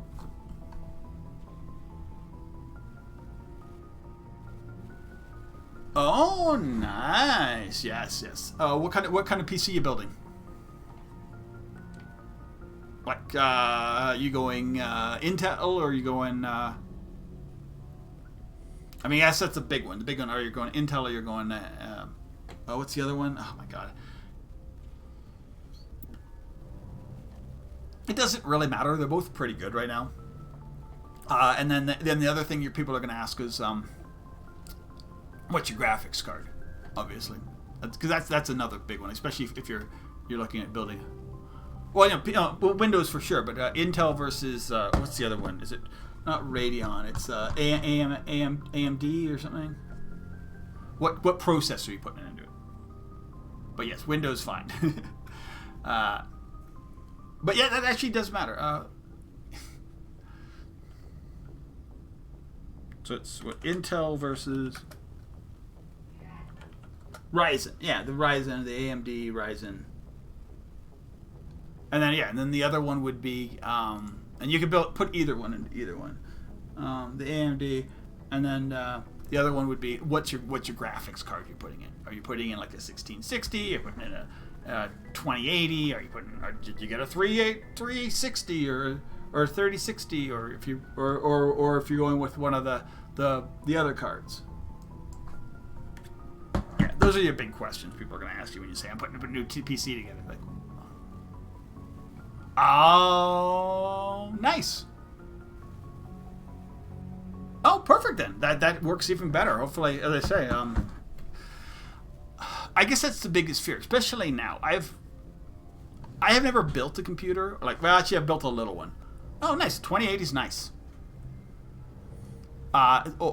Older, but definitely 2080 can do virtually anything you want to do, except for I think the ray tracing is what you get into the 30s, and and that really depends on how you feel, what you really need. Sorry, I probably already just saved it.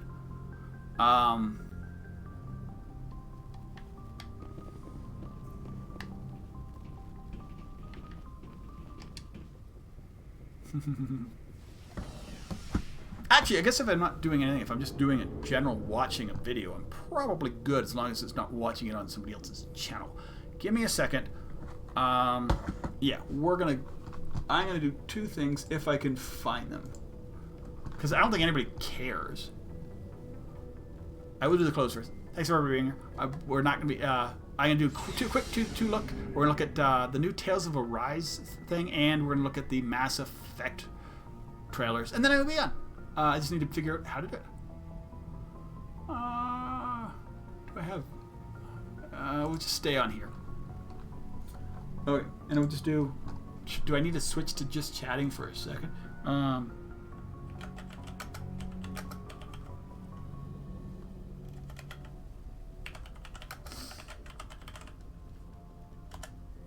There must be a new one. Is this the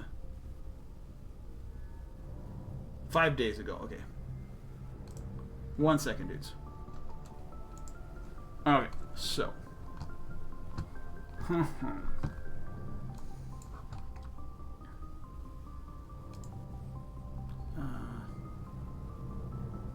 Where's full screen? Alright, so I just need to... Do I have a full screen here somewhere? No, I don't. Whatever.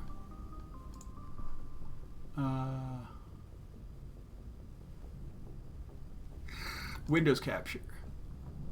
That's fine. Works for me. Got it. Where'd it go? Put it in front of that. Ah, it's in front of me! There you go. Oh, it's in front of too much stuff. Where does it go?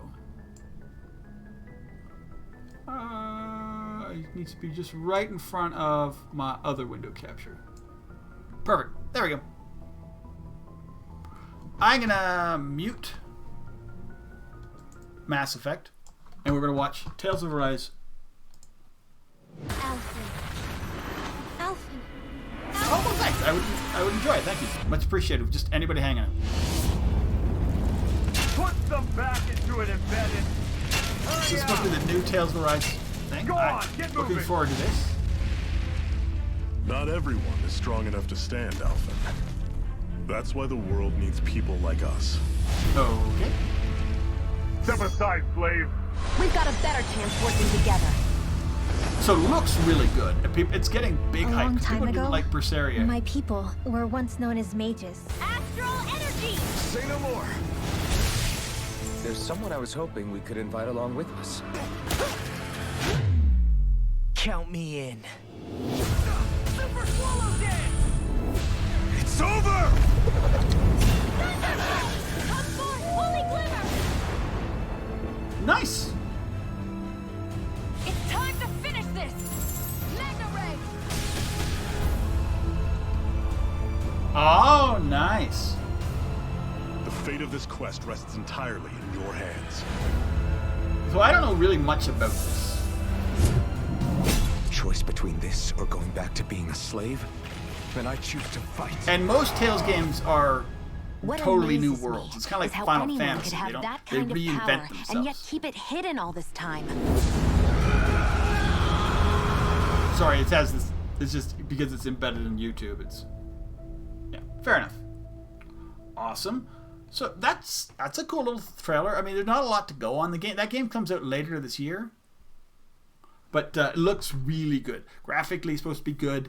The characters look really decent. So awesome. I'm gonna close this for a second, so I'm not. And then we're gonna look for another thing.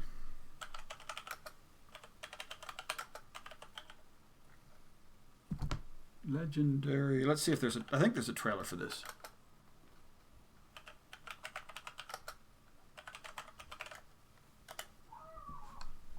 Yes. Well, that's the reveal. Is there a new one? No, there's just the reveal.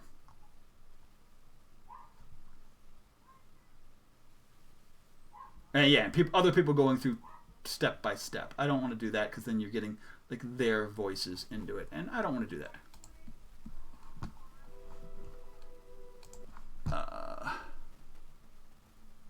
Full screen. Back to it. There we go. Let's do it. So this is the other one that's been... this one hasn't been. This one just looks cool. You can see, obviously... I have no clue what that one is. Is that Mass Effect 1? So obviously, if there's anybody who has a 4K TV's going to be made for them. The Normandy looks amazing. The Citadel looks insane. I can't wait to get on that Citadel, Mass Effect 1. Characters. And some of these guys, especially when you look at Mass Effect 2 and 3, looked good anyway. So I think the biggest difference is going to be in 1 itself, but still.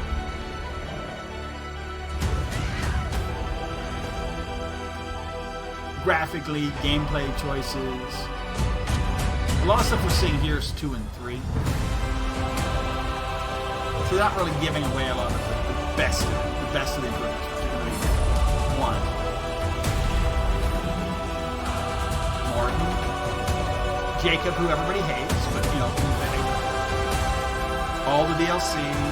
That's Leviathan.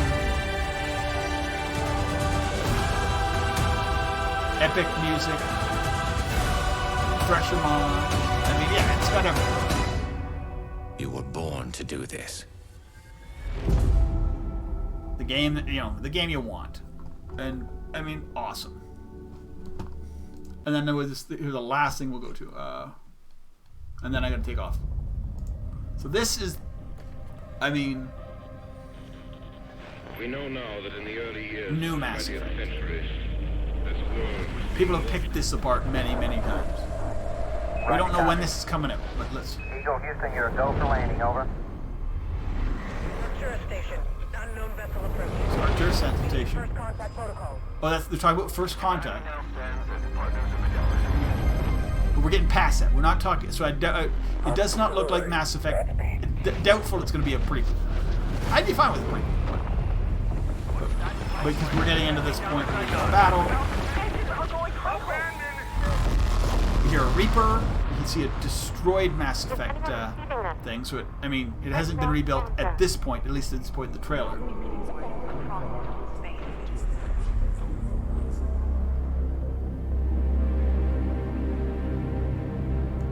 So then this... So is this Earth? Like, my assumption is this is Earth. Might not be.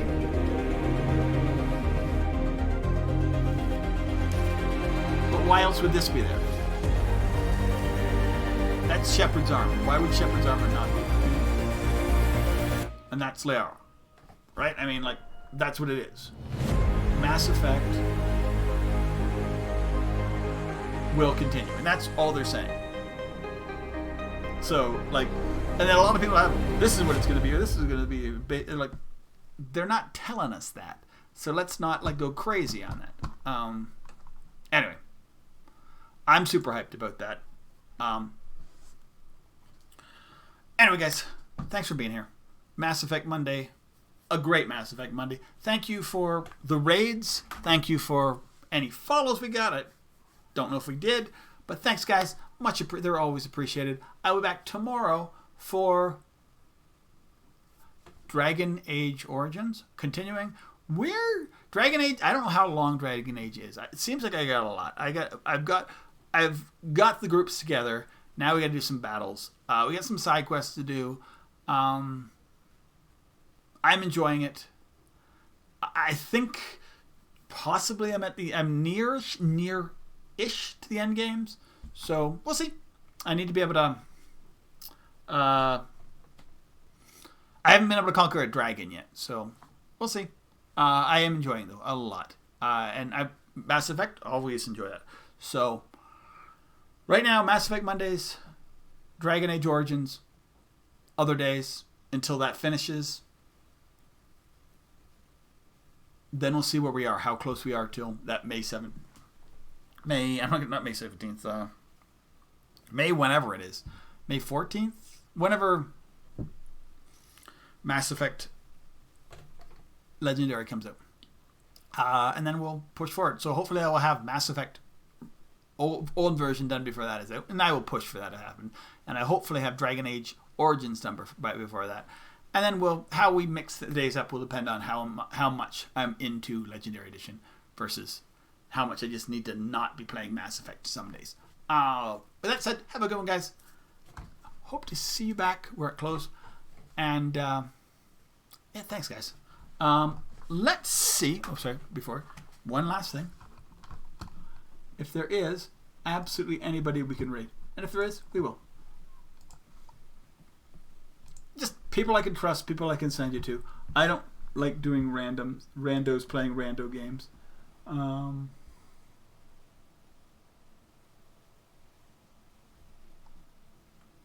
Let's see what she's doing. Keep relying on. It's a little different. It's not really where I want to be.